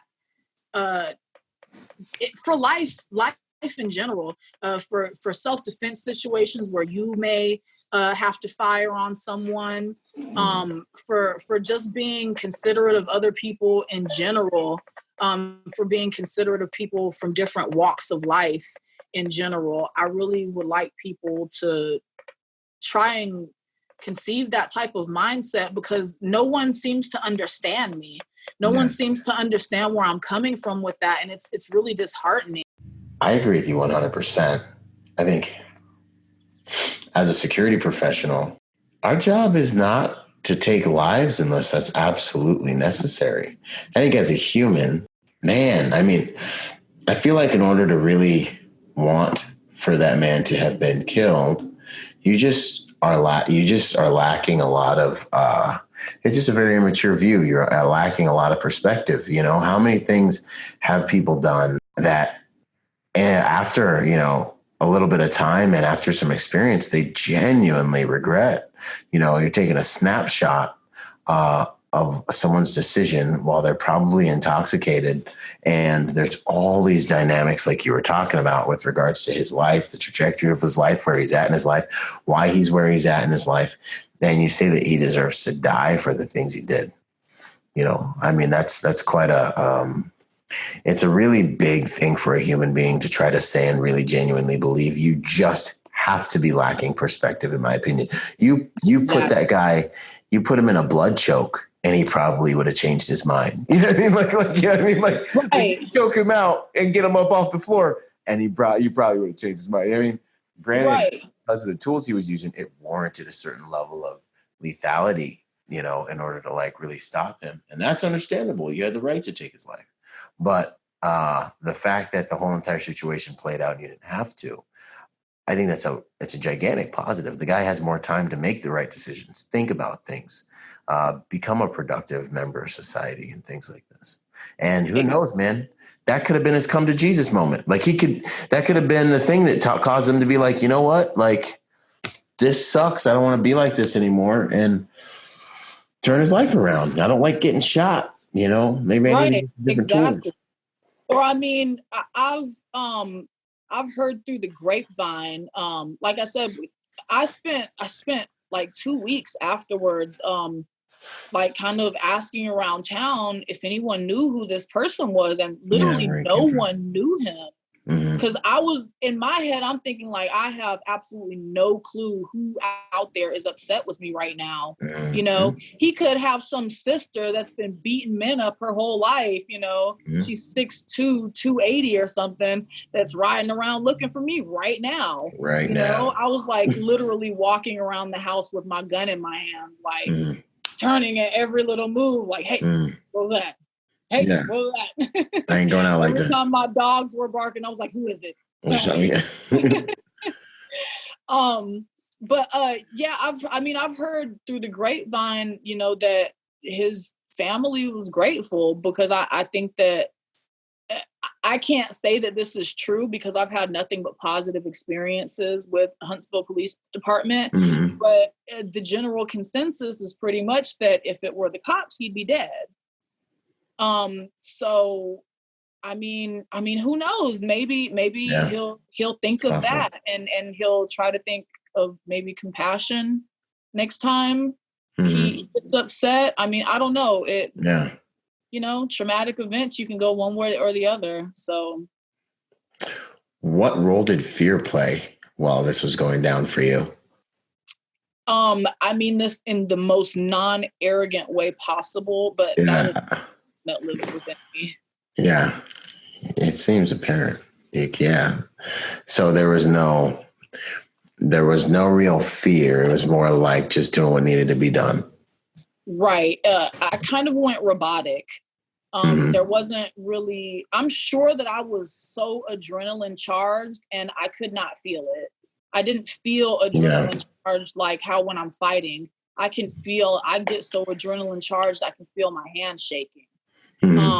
But I didn't feel the adrenaline from it. I didn't, everything was just, man, everything was more at peace in those few moments than it has been in the last few years of my life. Yeah. One task. Everything was just everything's so clear and just, procedural. Everything was very procedural. I knew exactly what had to be done. I knew exactly how to adjust if the situation changed. There wasn't any emotion or anything to put into it to make it a crazy, you know, situation where I had to do all kinds of extra stuff. It was just step one, person does this is your reaction. Step two, person does this is your reaction.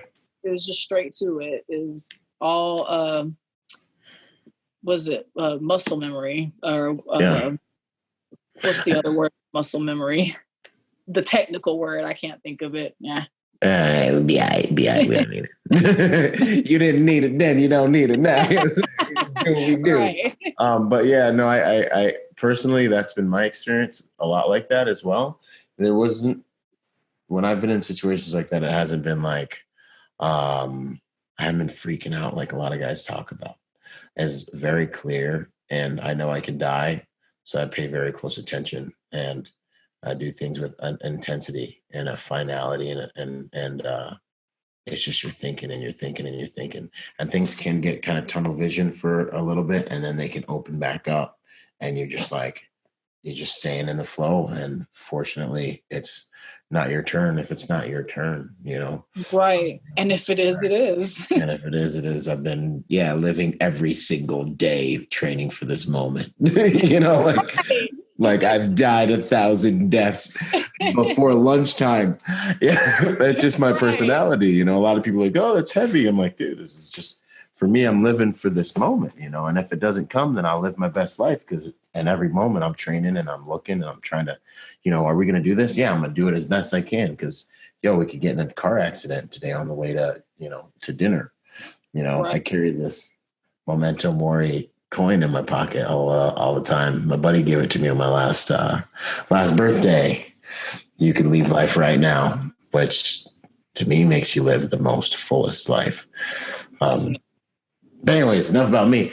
I dig that. I dig that. It's good to hear that. What lessons would you say that combat engagement taught you? Is there anything that you walked away like, yeah.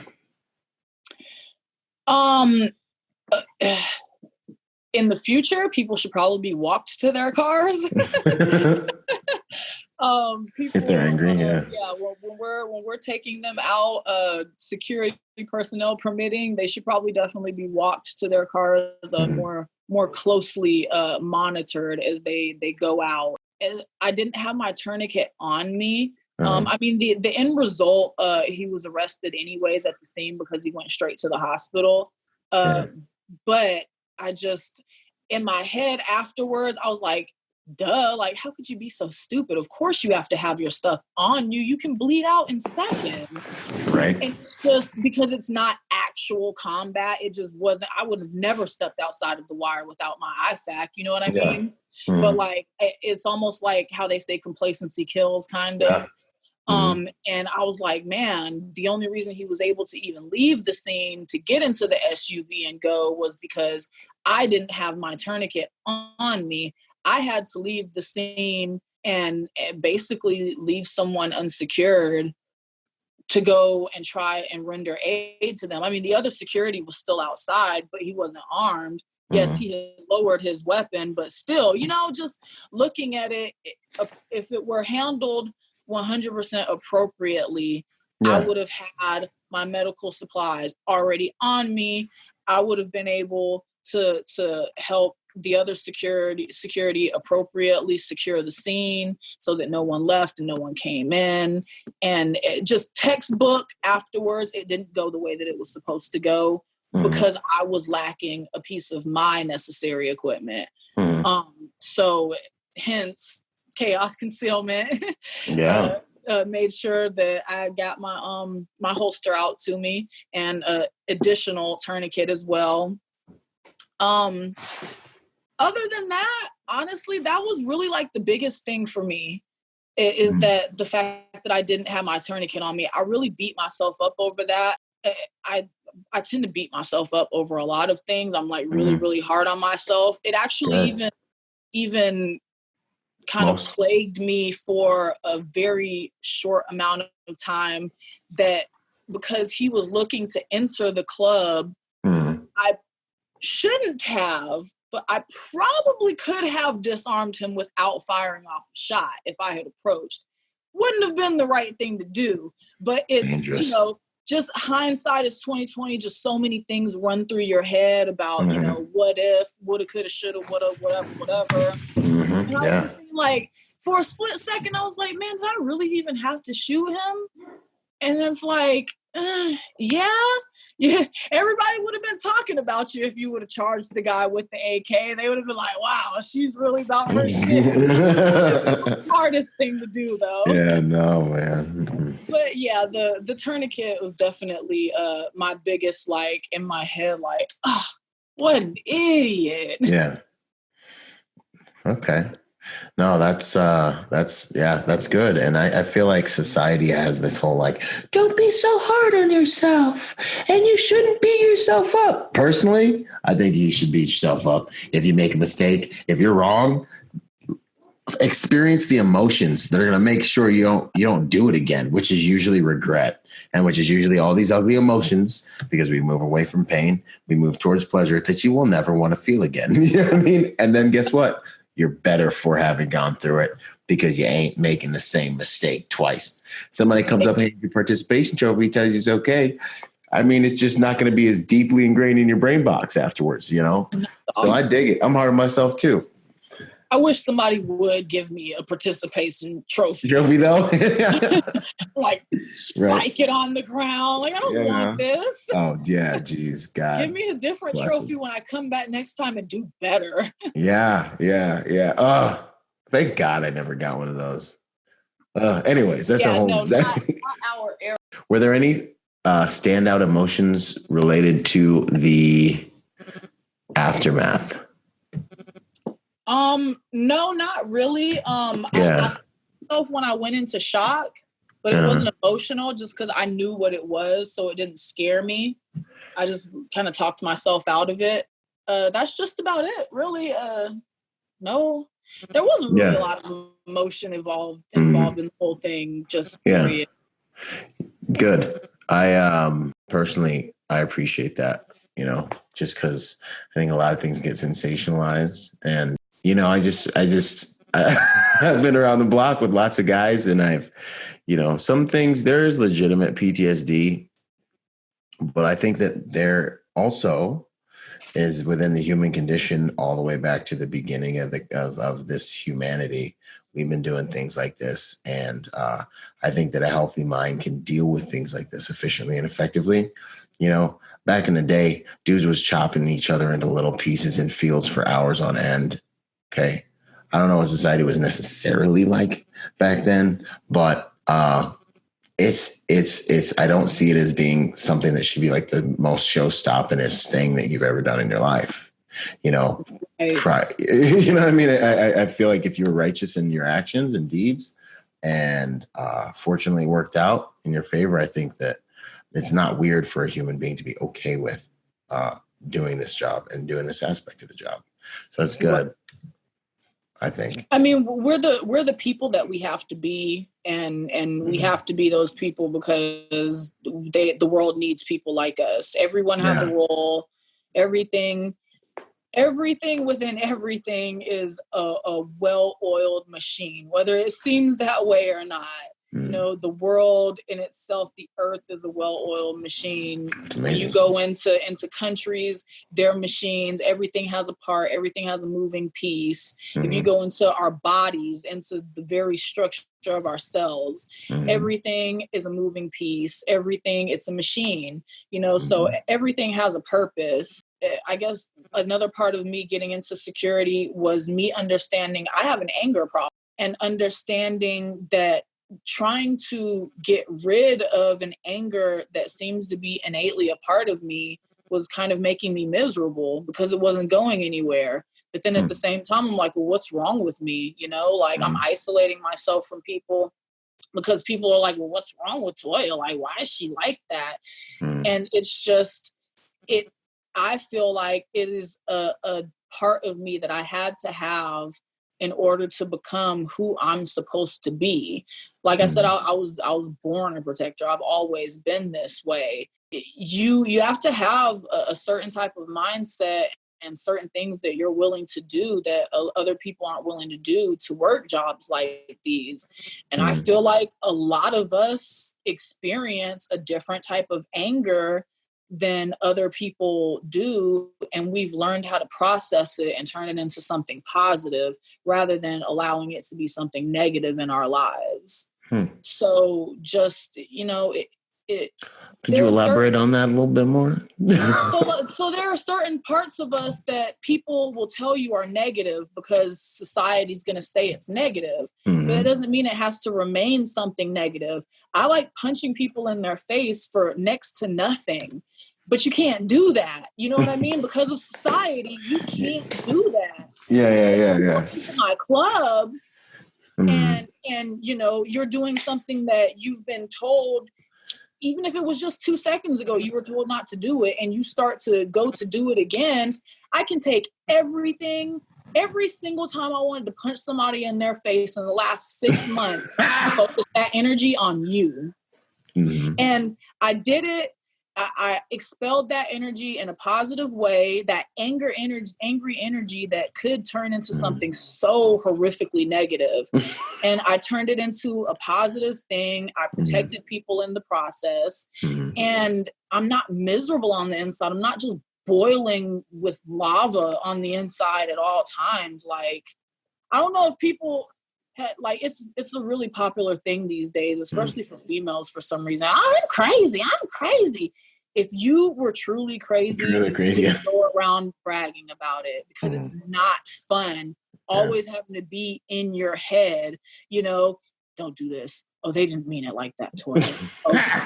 It's not fun. I'm tired of it. You know what I mean? Like, and that's why people be like, you're so calm, like a strange calm. Yeah, and you're like, it's strange, but appreciate the calm. We're talking in here, okay? Yeah. We're talking. Yeah. We're trying to make sure that these things go out appropriately. But then I'm like, man, it's like I'm like how I said about like my dogs, man. They're 77-year-old virgins. They're backed up. I'm dumb. I need to hit somebody. Toya needs to feed, y'all. Oh man. I mean, but it's something. It's been a negative thing before. You know, when I came back from deployment, I was fighting in the streets of Waikiki, like literally in the middle of the streets, fighting in Waikiki. Like, I can't just go to jail for this at any given moment. You know. Yeah. And it's just something that I've learned to turn into, like I said, something that has been a positive thing. And it in turn, it's helped me manage the anger a lot better too. So, I mean, it's something that's been my job. I benefit from my job and my job benefits me. It's mutual. That's what's up. I call it the quiet storm. You know, I think warriors need a war. And so for me, my therapy it's maintenance, man. I'm going to the gym all the time. I'm lifting weights as much as I can. I'm at the range as much as I can. And I'm mixing it up all as much as I can. And I'm managing that war. And if you're a warrior and you don't have a war, you die inside. I think that this is why so many veterans are committing suicide. You got 22 veterans a day blowing their brains out, one every couple hours, arguably the statistic. However, if it's anything close to that, I wrote a book about it called Finding Meaning After the Military, because we got to find a new fight. You got to find a new fight. And for me, security was that fight. It gave me the ability and the opportunity to justify a lot of my craziness, my hypervigilance, justified, staying jacked and tan, justified, staying dangerous, keeping weapons. Got a weapon with me. There's always a weapon. There's always a weapon. Okay. You find me in swim trunks and a wife beater. I got weapons. Okay. Like, right. I got something, and it's just a way of life. You know what I mean? When I was 18, I had my rifle in my sleeping bag, and that's how we was getting down, you know? But, so I understand what you're saying, you know, and it's managing that quiet storm. It's knowing when to let it out, knowing when to let the beast out and when to keep them, you know, all buttoned up. And I agree with you. Security has given me an outlet like that as well. And I commend you for being that real. You know, that's what's up. Black Cat's trying to get in on this too, huh? Yeah. So let's see here. What's the hardest lesson you've learned in the field working security? Oh man. The hardest lesson I've learned. Yeah, like four more questions, four more. I don't know if any lessons have necessarily been hard. Yeah. Because I'm not old, but I mean I'm past 30, and I've lived a lot in these 30 years. So I mean, I've seen a lot, I've learned a lot, and I like to do things the hard way. I almost cannot do things the easy way. So I mean, I've learned a lot of lessons firsthand. Yeah. I've been knocked on my ass a lot. So I wouldn't necessarily say any of the lessons have been hard, but the mind-blowing lessons. Okay. Or like some lessons that like, it was like an epiphany to me, like, I get it. I get everything now. Yeah, like the whole world looks different. There's a new color. Right.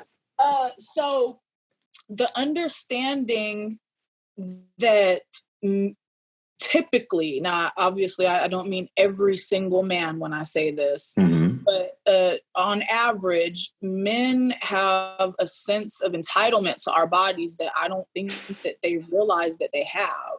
Really? Yes. Break this down. Okay, so when I'm in the club. Oh yeah, go ahead. I know what you're talking about now.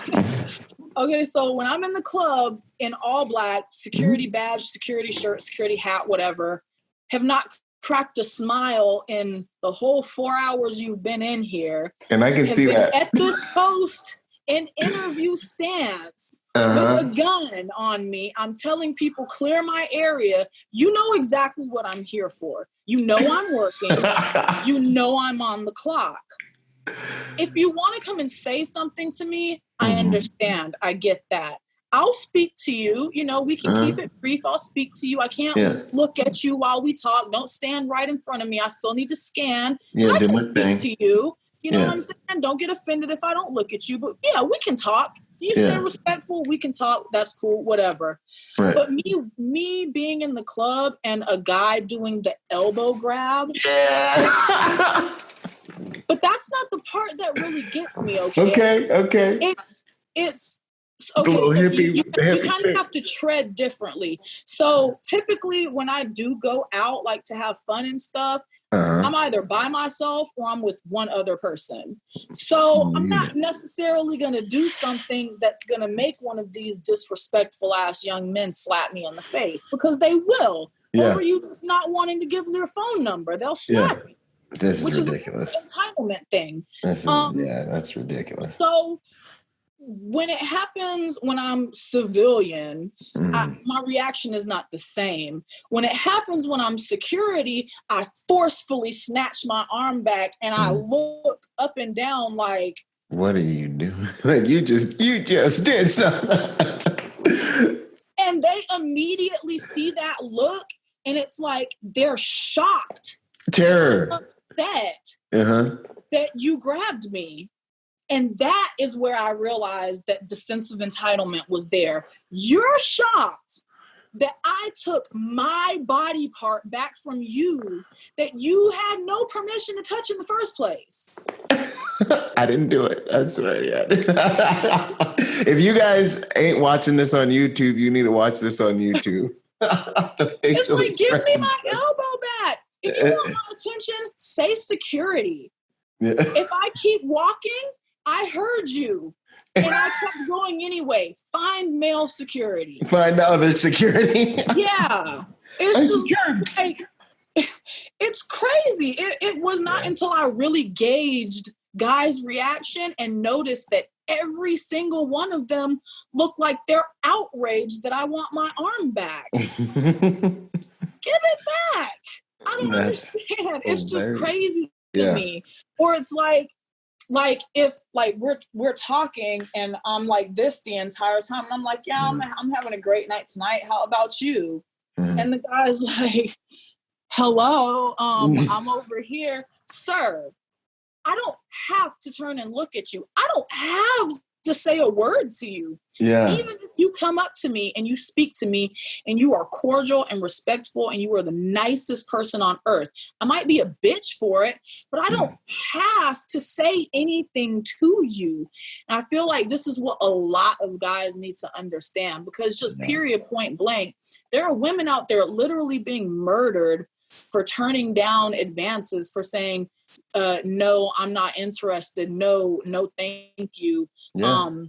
You know, I have a boyfriend. No, I don't want to dance. No, I don't want to give you my number. We're being beat up. We're being raped and we're being murdered for telling people no when it comes to our own bodies. And that is ridiculous.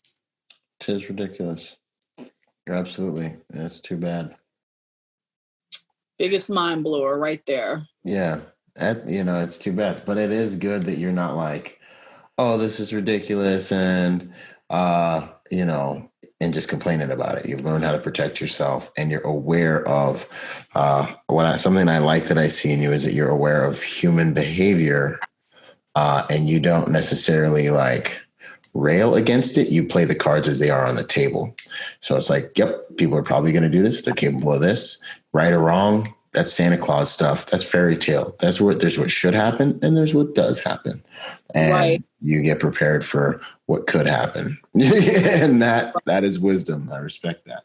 Mm-hmm. That's how I'm raising my daughters. I'm like, look, right and wrong is good.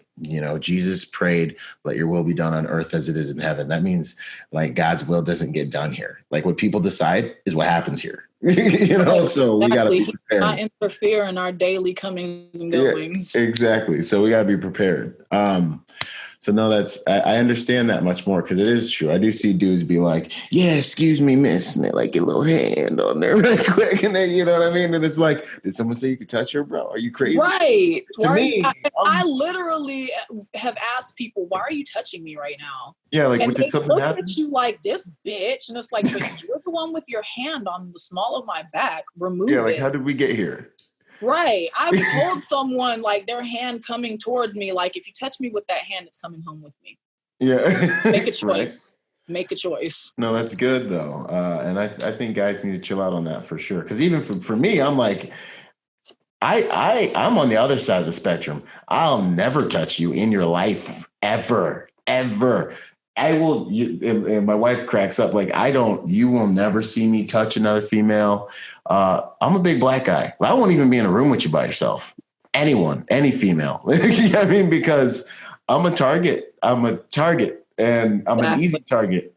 And that's my side of the coin is, you play the cards that you're dealt, and being a big black guy, I'm not even going to even give anybody a chance to take me. And you got to be smart. And it shouldn't be that way. And it's sad that it's that way, but it's that way. So play ball or become a victim, really. Yeah. So let me turn around and ask you a question. Hit me. I had this conversation a couple weeks ago with my friend who is a firefighter. And he, we live in Alabama. The South is going to let you do damn near whatever with your guns that you want to do with them. Yeah. So, we can open carry, no permit, everything. We can just go buy a gun. Hey, this is my gun. I'm carrying it. Like a carton of milk. Yeah. So, he refuses to open carry because he's a big black guy. He's like 6'6", 6'7", or something like that. Mm-hmm. He's a firefighter. He stays in really great shape. So he's a very large black man. Yeah. And because of that, he will not open carry. Mm-hmm. And I just feel like that's so sad. Like, not only are you a tax-paying American, but you're a freaking firefighter. Like, you run into death to save other people. And here you're afraid that, just because of the way that we are, especially down here, that you would be gunned down by people who are technically your brethren. That's sad. It's really sad. And I think it's a reality that most people don't understand that you all have to face. So, I mean, how do you feel about open carrying? When it comes to being armed, so as I walk around the world, people view me as a threat. They should. I'm bigger and stronger than most of them. So that's my first kind of line of thinking. And I respect that. And I try to be mindful of that. There are situations and places I'm in where I know it's just because I'm a big black guy, which I'm also fine with because, it's just the way it is. It's just the way that you kind of have to, it's unfortunate. There's what should happen. There's what does happen, but at the same time, there's a lot of, we're all fighting a battle of perception, I believe.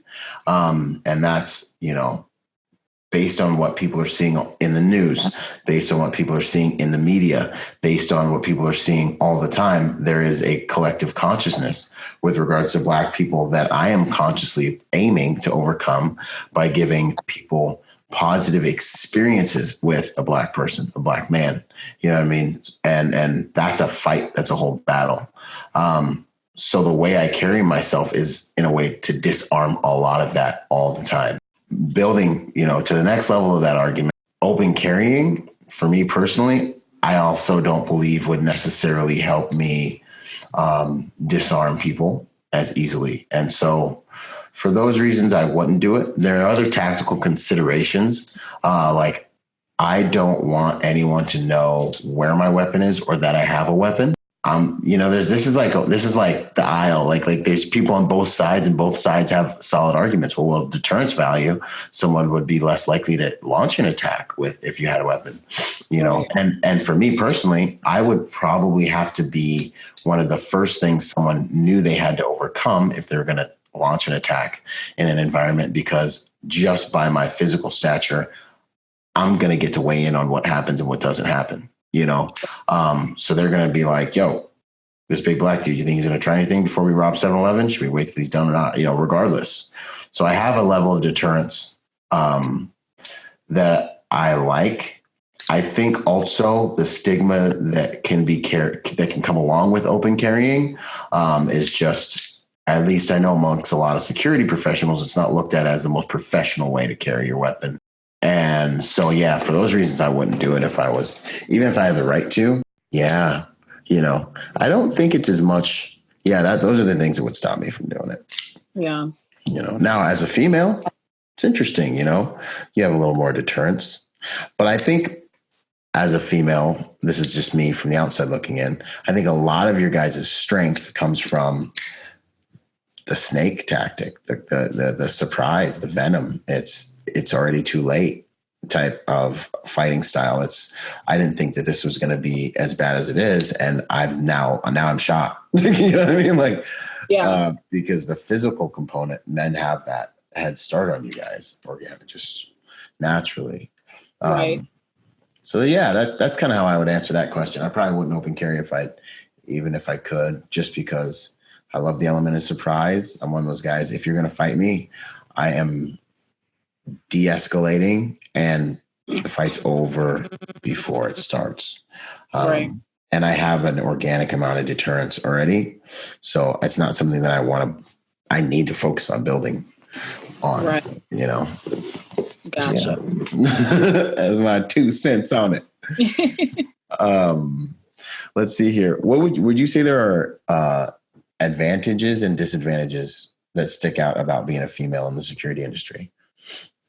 Both. I mean, there's 2 sides to every coin. Right. I mean, as far as being in the club environment,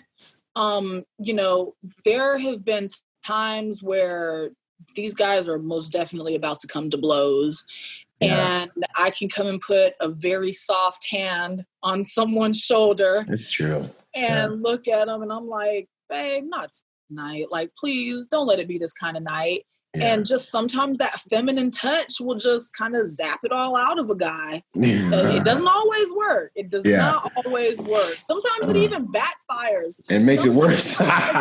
Yeah, sometimes guys are very upset that there is a woman even having to do anything with restraining them. You're going to tell me? Right. You're going to tell me? The most calm voice ever a couple weeks ago. That's so he was yelling and I was like, lower your voice a little bit. Just exactly how I just said it. He was like, no. And I'm like, tell me nothing, especially not no female.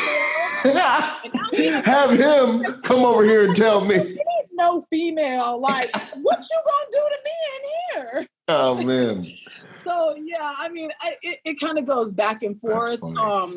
Sometimes you can use your feminine powers to break up or to stop something from ever even starting in the first place. Mm-hmm. And just in dealing with people in general, especially if you're a maternal type female or, if you're a mom, some women are maternal, even though they aren't mothers yet. Yeah. You kind of bring like a nurturing touch to things. I take care of people. I take care of drunk people. I take care of drunk girls. Like I give it a level of care that most people probably wouldn't give it. Pull your skirt down, baby. Put your titty back into your shirt. We don't need all these men seeing this. Wipe your mouth off. There's some gum. All right, you feel okay? Come on, let me help you to the car real quick. I kind of like handle certain people with mom gloves And I've had so many people tell me like they really, really appreciate it. People will go online and like find my contact and stuff and call me or write me the next day. Like, I'm so sorry. Thank you so much for taking care of me. My cousin that was there told me what happened and we love you. And it's something that a female kind of brings to the table that other people don't. And like I said, with the whole fighting, sometimes it'll just zap the spirit right out of a guy. Yeah. I also try to, benefit for my male counterparts. If a lot of times, there may be a fight that happened closer to where they were at the time. So by the time I get to there, they're already bringing the women out.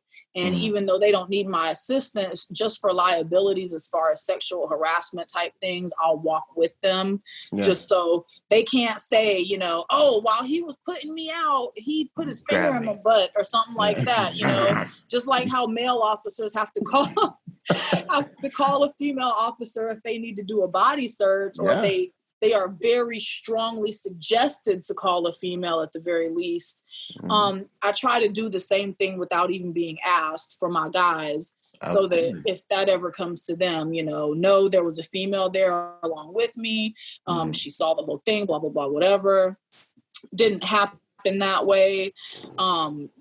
Things in the female's bathroom. No one has, this guy just charged into the bathroom without knocking first. And, different things like that, that definitely help a lot. Making sure the females get searched. That's a big one. I've definitely taken a gun out of a girl's boot coming into the club. Boob gun holsters, huh? It was actually in her boot and it was so small. She told me it was a torch lighter and I almost believed her for half a second because I'm one of those like sometimes gullible people who wants to believe that everyone's always telling the truth. Yeah, it's because you don't lie. I don't lie either. And so like I don't say I don't lie like I don't lie. Like no, I really will tell you like I think it's cowardly. And so I'm so susceptible to liars. Like I got one buddy who's always like, bruh, you believe that dude? I'm like, what? He's going to lie to me about this? He's going to lie to me? He's going to lie to me? And then I think about it and I'm like, oh my gosh. Oh my gosh. Yeah. I'm like, okay. Gullible idiot. Yeah, exactly. I'm that guy. Whatever.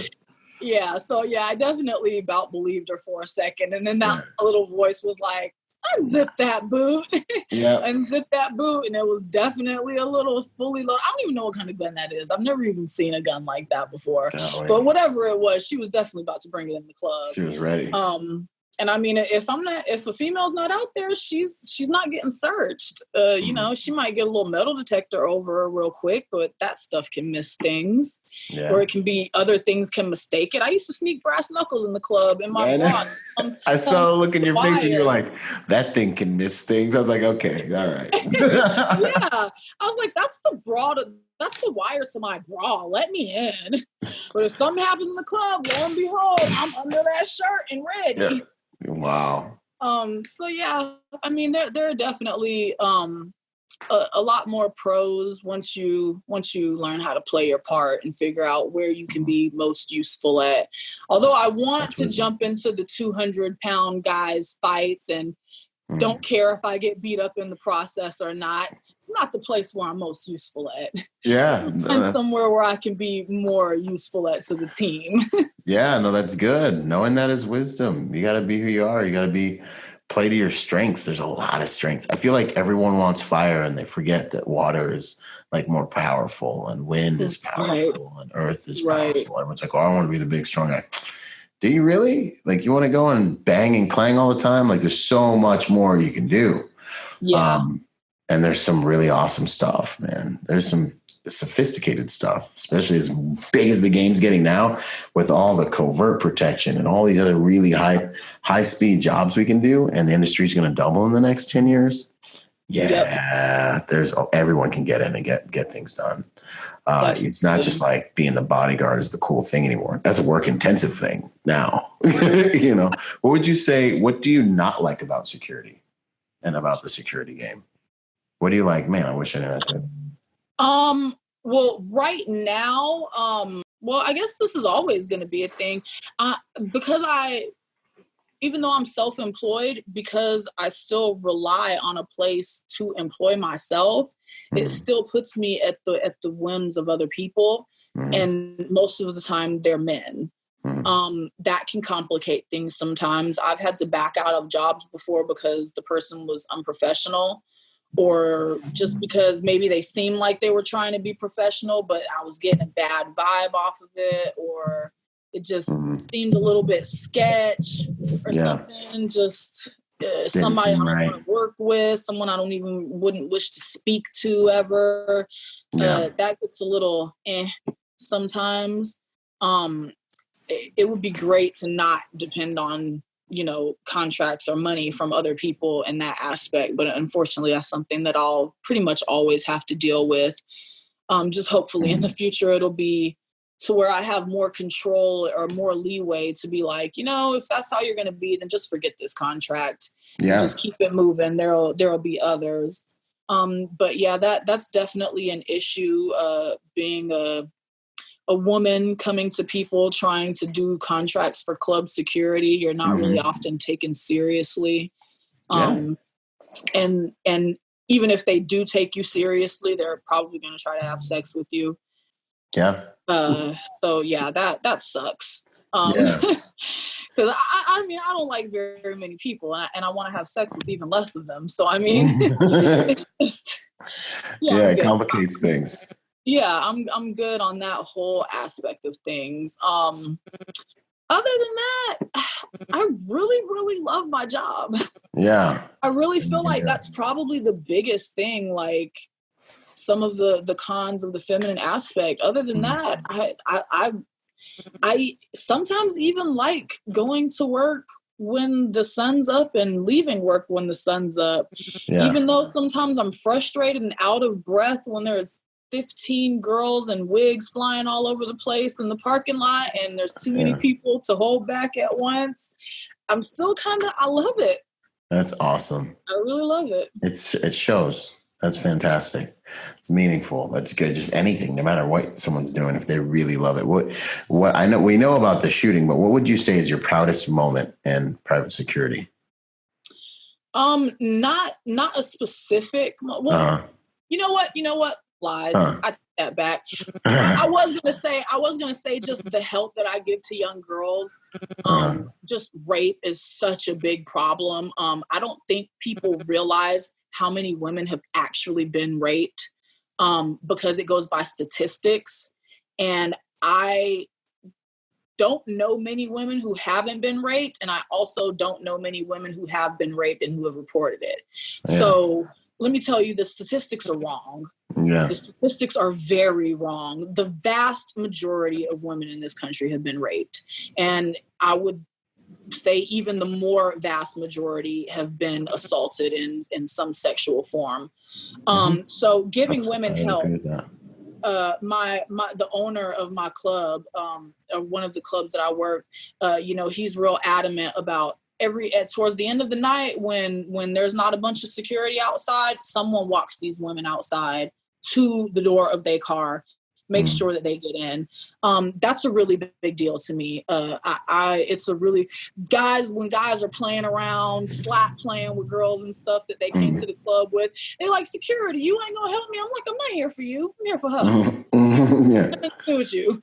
It really makes a big deal to me that somebody got home safe that maybe would not have otherwise, because myself came out and I'm doing it from a whole different passion, being a woman.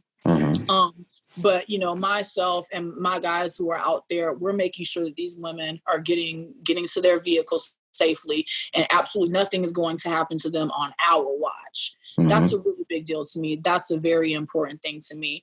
And seeing men care so much about it and go out and do that, and letting other men see them, that's what they're doing. We're looking out for these women. We're protecting these women. And this is righteous. Right. This is what we're supposed to be doing. This is real masculinity. Exactly. Real masculinity. I think a lot of people don't understand exactly what toxic masculinity is. Yeah. It's not buff guys who work out all the time, carry guns, grow beards, and you know, do all of that stuff. It's men who use their masculinity for improper things, or you know, men who tell their kids that they can't have emotions because they're men, and then they grow up to be serial killer rapists or some shit like that. Like, no, be a man. Yeah. Be a freaking man. Yeah. If you want a real woman, be a man. Be a real man. Appreciate you being a real man. I damn near need a brute. I need you to be a brute, but you have to understand there's a difference between being a toxic man and being a real man. Yeah. And I think the difference is being a real man is understanding that your strength is there for service. You're designed to protect and provide on a level that people that don't have the same physical assets as you can, you know. So I'm strong to protect and to provide a safer environment, to provide for my family. This is why I'm built like this. This is what it's for. It's for service. And when you start to understand, it's not about being a tough guy, and it's not about, you know, like being like the alpha getting the big piece of chicken, although I do like to get the big piece of chicken. You know, it's fun and totally not toxic. Right? Exactly. But when you understand that, like, this is, I'm able to protect and provide on a higher level because of my strength and what I feel I'm put here on the planet for, I think that's the difference. Toxic masculinity, it's all for me and my coolness and my little ego, my fragile little ego, and you know, so I can like dominate people and all these other horrible, ridiculous things that are just childish. They're boyish. You should be done doing this trash when you're like 7, 8. You should be done. Like your dad should beat it out of you, or you should go and run around and get it out of you, or you should start realizing like, oh, you know, like I can defend her, and that's righteous. That's awesome. That, you know, that's what I'm designed for. Right. And I can protect her, and I can join with these guys, and we can go and make sure that the only counterbalance to evil on this planet, I think, is good people. There's bad people out there, like we just saw overseas in the bombings out there in who got blown up out there, and they just had the churches. Yeah. Over there in Sri Lanka, over 300 people. Three churches or something like that. Yeah, and a few hotels. Over 300 people lost their lives over there, and so you can imagine the casualties. But the only counterbalance to bad people is good people. And at the end of the day, you know, fighting in wars and all these different things, you need good men. You do. You need good men. And so I really appreciate you saying that. And I really think it's ultra valuable for men to hear it from a woman, because men are going to look at you and they're going to be attracted to you, and they're going to be like, how do I get this female's attention? What are the standards and what are the prerequisites and what's actually attractive to a strong female like this? And it's good for them to hear that being a real strong, gentle, chivalrous man is valued, especially now. A lot of our stuff is, you know, masculinity is demonized in a lot of ways and really kind of being attacked. Right. People are calling manly qualities toxic and understanding, and then people are getting mad at the phrase toxic masculinity because people are using it wrong. Incorrectly. And, you know, it's just like this whole cycle, like, whoa, that's not what I meant, man. Like, like there was this post and the guy, he's eating a banana, and this is like how real men eat a banana. And he breaks off a piece of the banana and he like juggles it in his hand like it's dice. And he looks around. And he's like, banana in his mouth. I posted on there. I was like, "This is toxic masculinity." Oh man! And they were like, "Oh, you're one of those." Like they attacked. It's a buzzword now. Yeah. And like I'm trying to explain to y'all, and y'all are not understanding what I'm trying to say because y'all are just upset. Y'all feel like I was triggered. Everybody's triggered. Why this is toxic masculinity? Yeah. Toxic masculinity because this turns into. Now, this is the status quo. This is how you have to eat bananas. And if you don't eat bananas like this, you're gay. And now, because you're gay, because you ate this banana like this, someone's going to eventually try to probably assault you Like Yeah. Matthew Shepard and several other gay people, you know, have been assaulted and killed. This is all in our lifetimes. This is not This a isn't some hate ancient crime history. that is an old thing. You know what I mean? Mm. That's a little piece of toxic masculinity. A real man would eat the banana and dare just be someone cool. to say something to him about it. Yeah. Like, bro, I'm eating a banana. Don't be weird. Don't be weird what's about the next it. drill we're gonna do today? Seriously, exactly. And it's like a lot of people don't understand that. And a lot of people are using the term wrong too. Like you said, they're attacking real masculinity. But I mean, hell, that's why the women out here, that's why a lot of us are acting the way that we're acting. Regular, real masculinity gets attacked. Men want to stop being masculine. Then women have to start being masculine. In their place. Yep. And then it's just all bad, man. Right. Like, where are the nurturing, loving women at? Right. Still need these. They still, just like strong men that protect have to be here, nurturing women who love have to be here. Things have to be raised with love. Mm-hmm. And when it's all in balance, it's the most beautiful, amazing thing. And everyone's comfortable in their roles. Equal glory, different roles. It's an amazing thing. Yeah, for sure. That's a whole nother podcast right there. No, that's what's up. That's fantastic that you said that. That's outstanding. Daily habits or rituals that you have that you believe, or just rituals and habits you have that you believe make you a better person and possibly better at your job. I do a lot of self-reflection. Like a ridiculous amount of self-reflection. I'm in a club 6 nights a week. When I leave the club, just from hearing all of that music, I don't want to hear any music anymore. So I ride home on silent and I just think, I process. I'm always constantly thinking about what I could have done better. For a long time, I consider myself to be a not logical person because I didn't have that don't react voice. And I actually, for a long time, I understood that I was not responsible enough to have a firearm. So I was unarmed security for a while. Yeah, I was unarmed security for a while because I was like, I get too mad. I get way too mad. And then I developed and I worked with that don't react voice for like about 3 years after that. And I was like, you know what?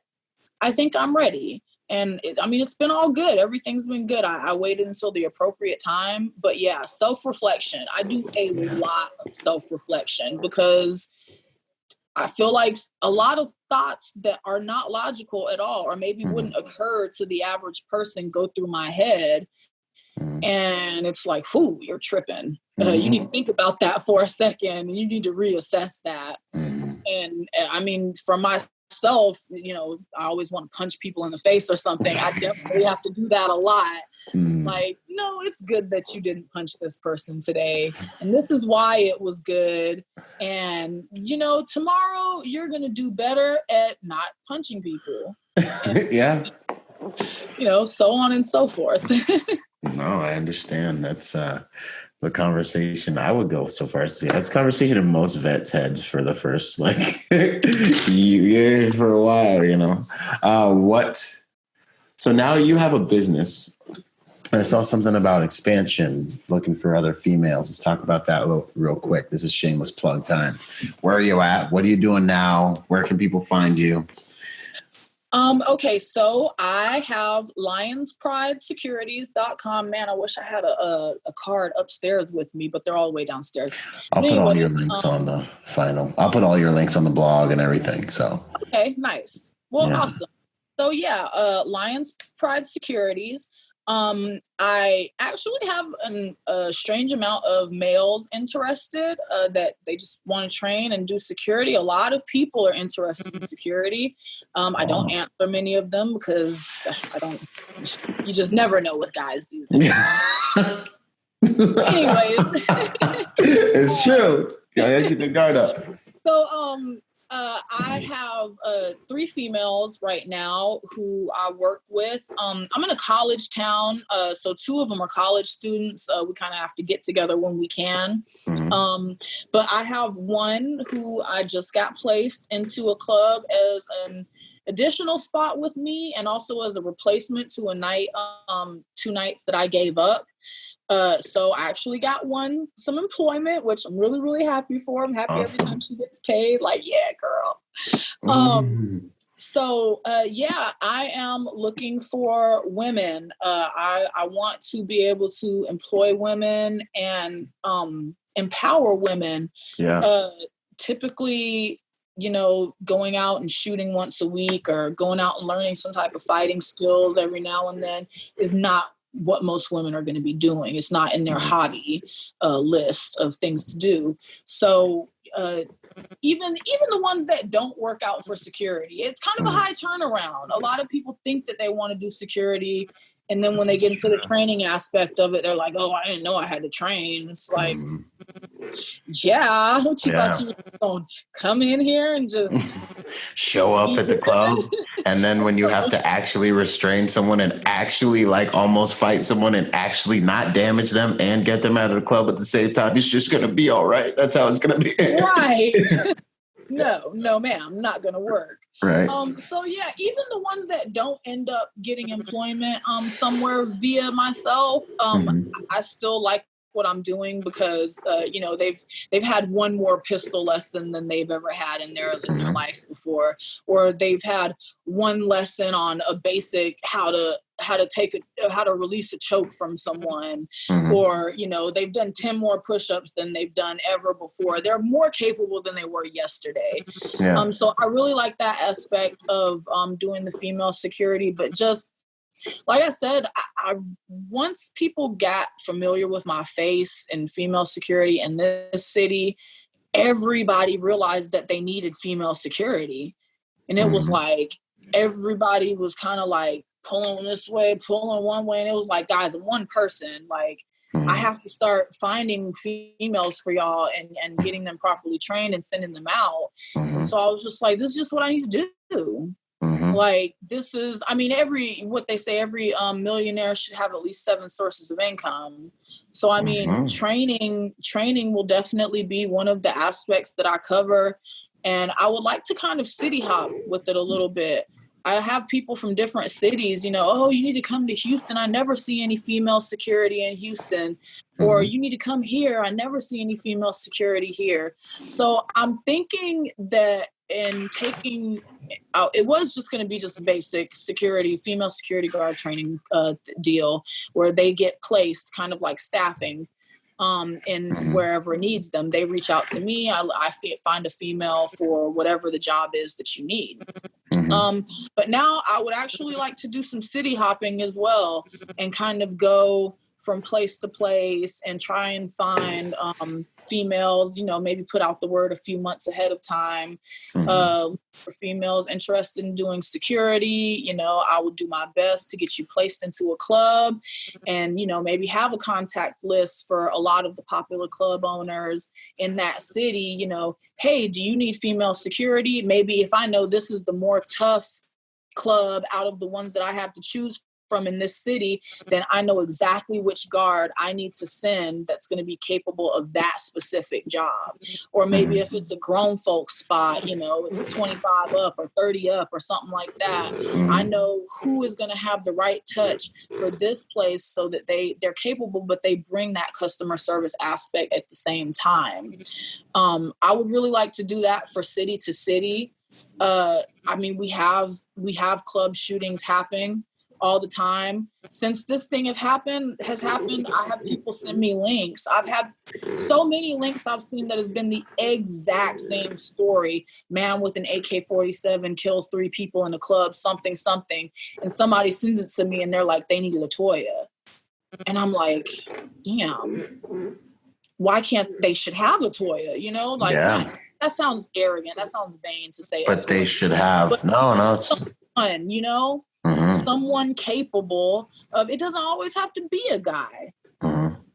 just it can be a woman in more than one scenario. So, maybe if I could furnish one of those women for you that has the proper training and she saved people's lives, and I know that I had a little bit to do with helping and saving those people's lives, that would be great for me to be able to do that. And like I said, like nowhere has female security, especially real female security that trains, shoots, fights, all of that. Yeah, that's outstanding. That's just fantastic, all of it. No, I really appreciate all that. That's good to hear your dream and good to hear your passion, and good to see that there's a need that corresponds with that goal. That's fantastic place to be. And it's good to see kind of the female protector that in you as you talk. I love that. It's much appreciated. So online, where can people find you? Your Instagram, Trill Toya. Instagram, Trill Toya, TRILLTOYA.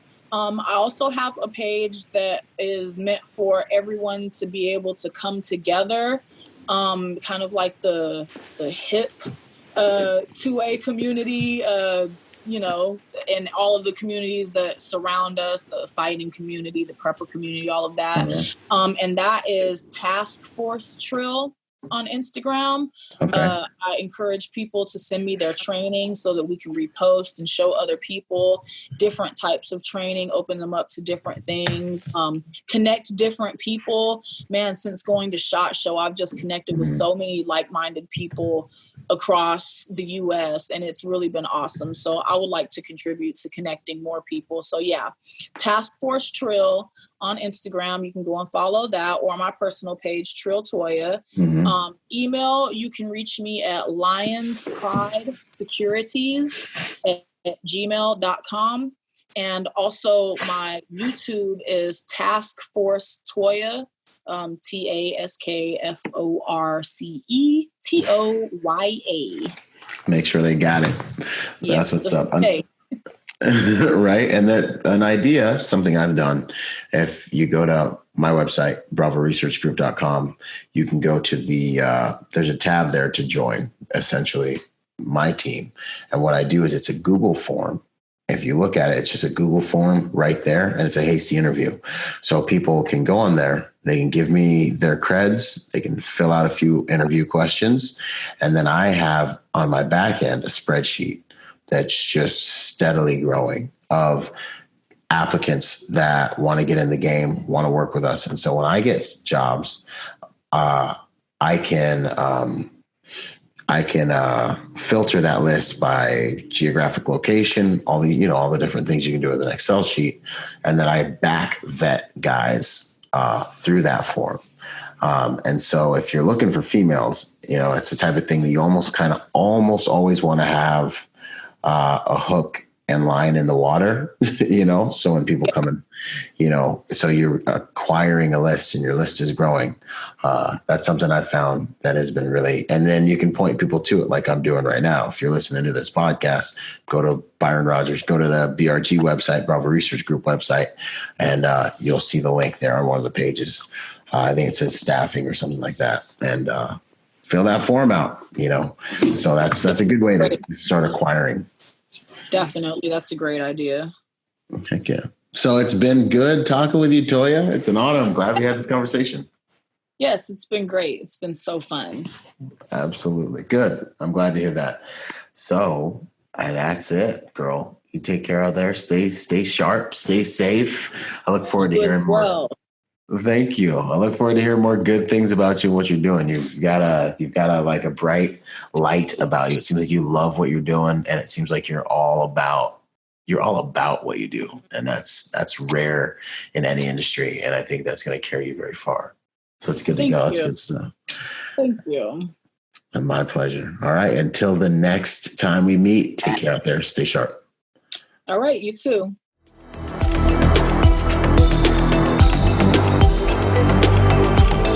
Boom. And to support this podcast, go to executiveprotectionlifestyle.com and contribute to our Patreon account.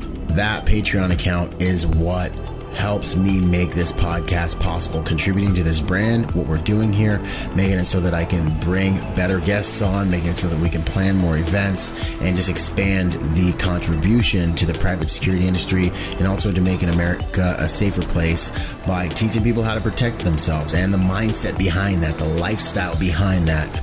You guys are already killing it. $1 a month, $5 a month, $10 a month, $20 a month, whatever you can do that you know you would probably just lose in the mattress anyway or spend on McDonald's.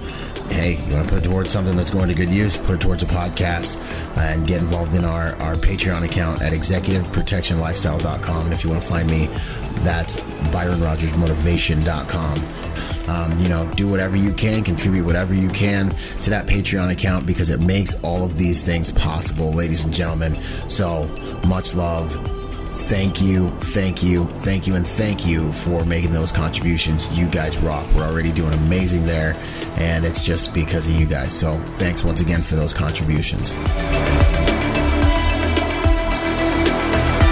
Boom. I hope you guys enjoyed that episode of Executive Protection Lifestyle Podcast. This whole entire thing actually just started off as a Facebook group that blew up and is one of the fastest growing, if not the fastest growing, executive protection Facebook group online. So if you haven't joined the Facebook group, join the Facebook group. Follow us on Instagram and check us out at executiveprotectionlifestyle.com. If you want to find me, that's ByronRodgersMotivation.com, and I'm on all the social media platforms, Instagram, Twitter, Facebook as well. So until the next podcast, y'all, stay sharp out there. And as I say it, one mind, many weapons. Talk soon. Out.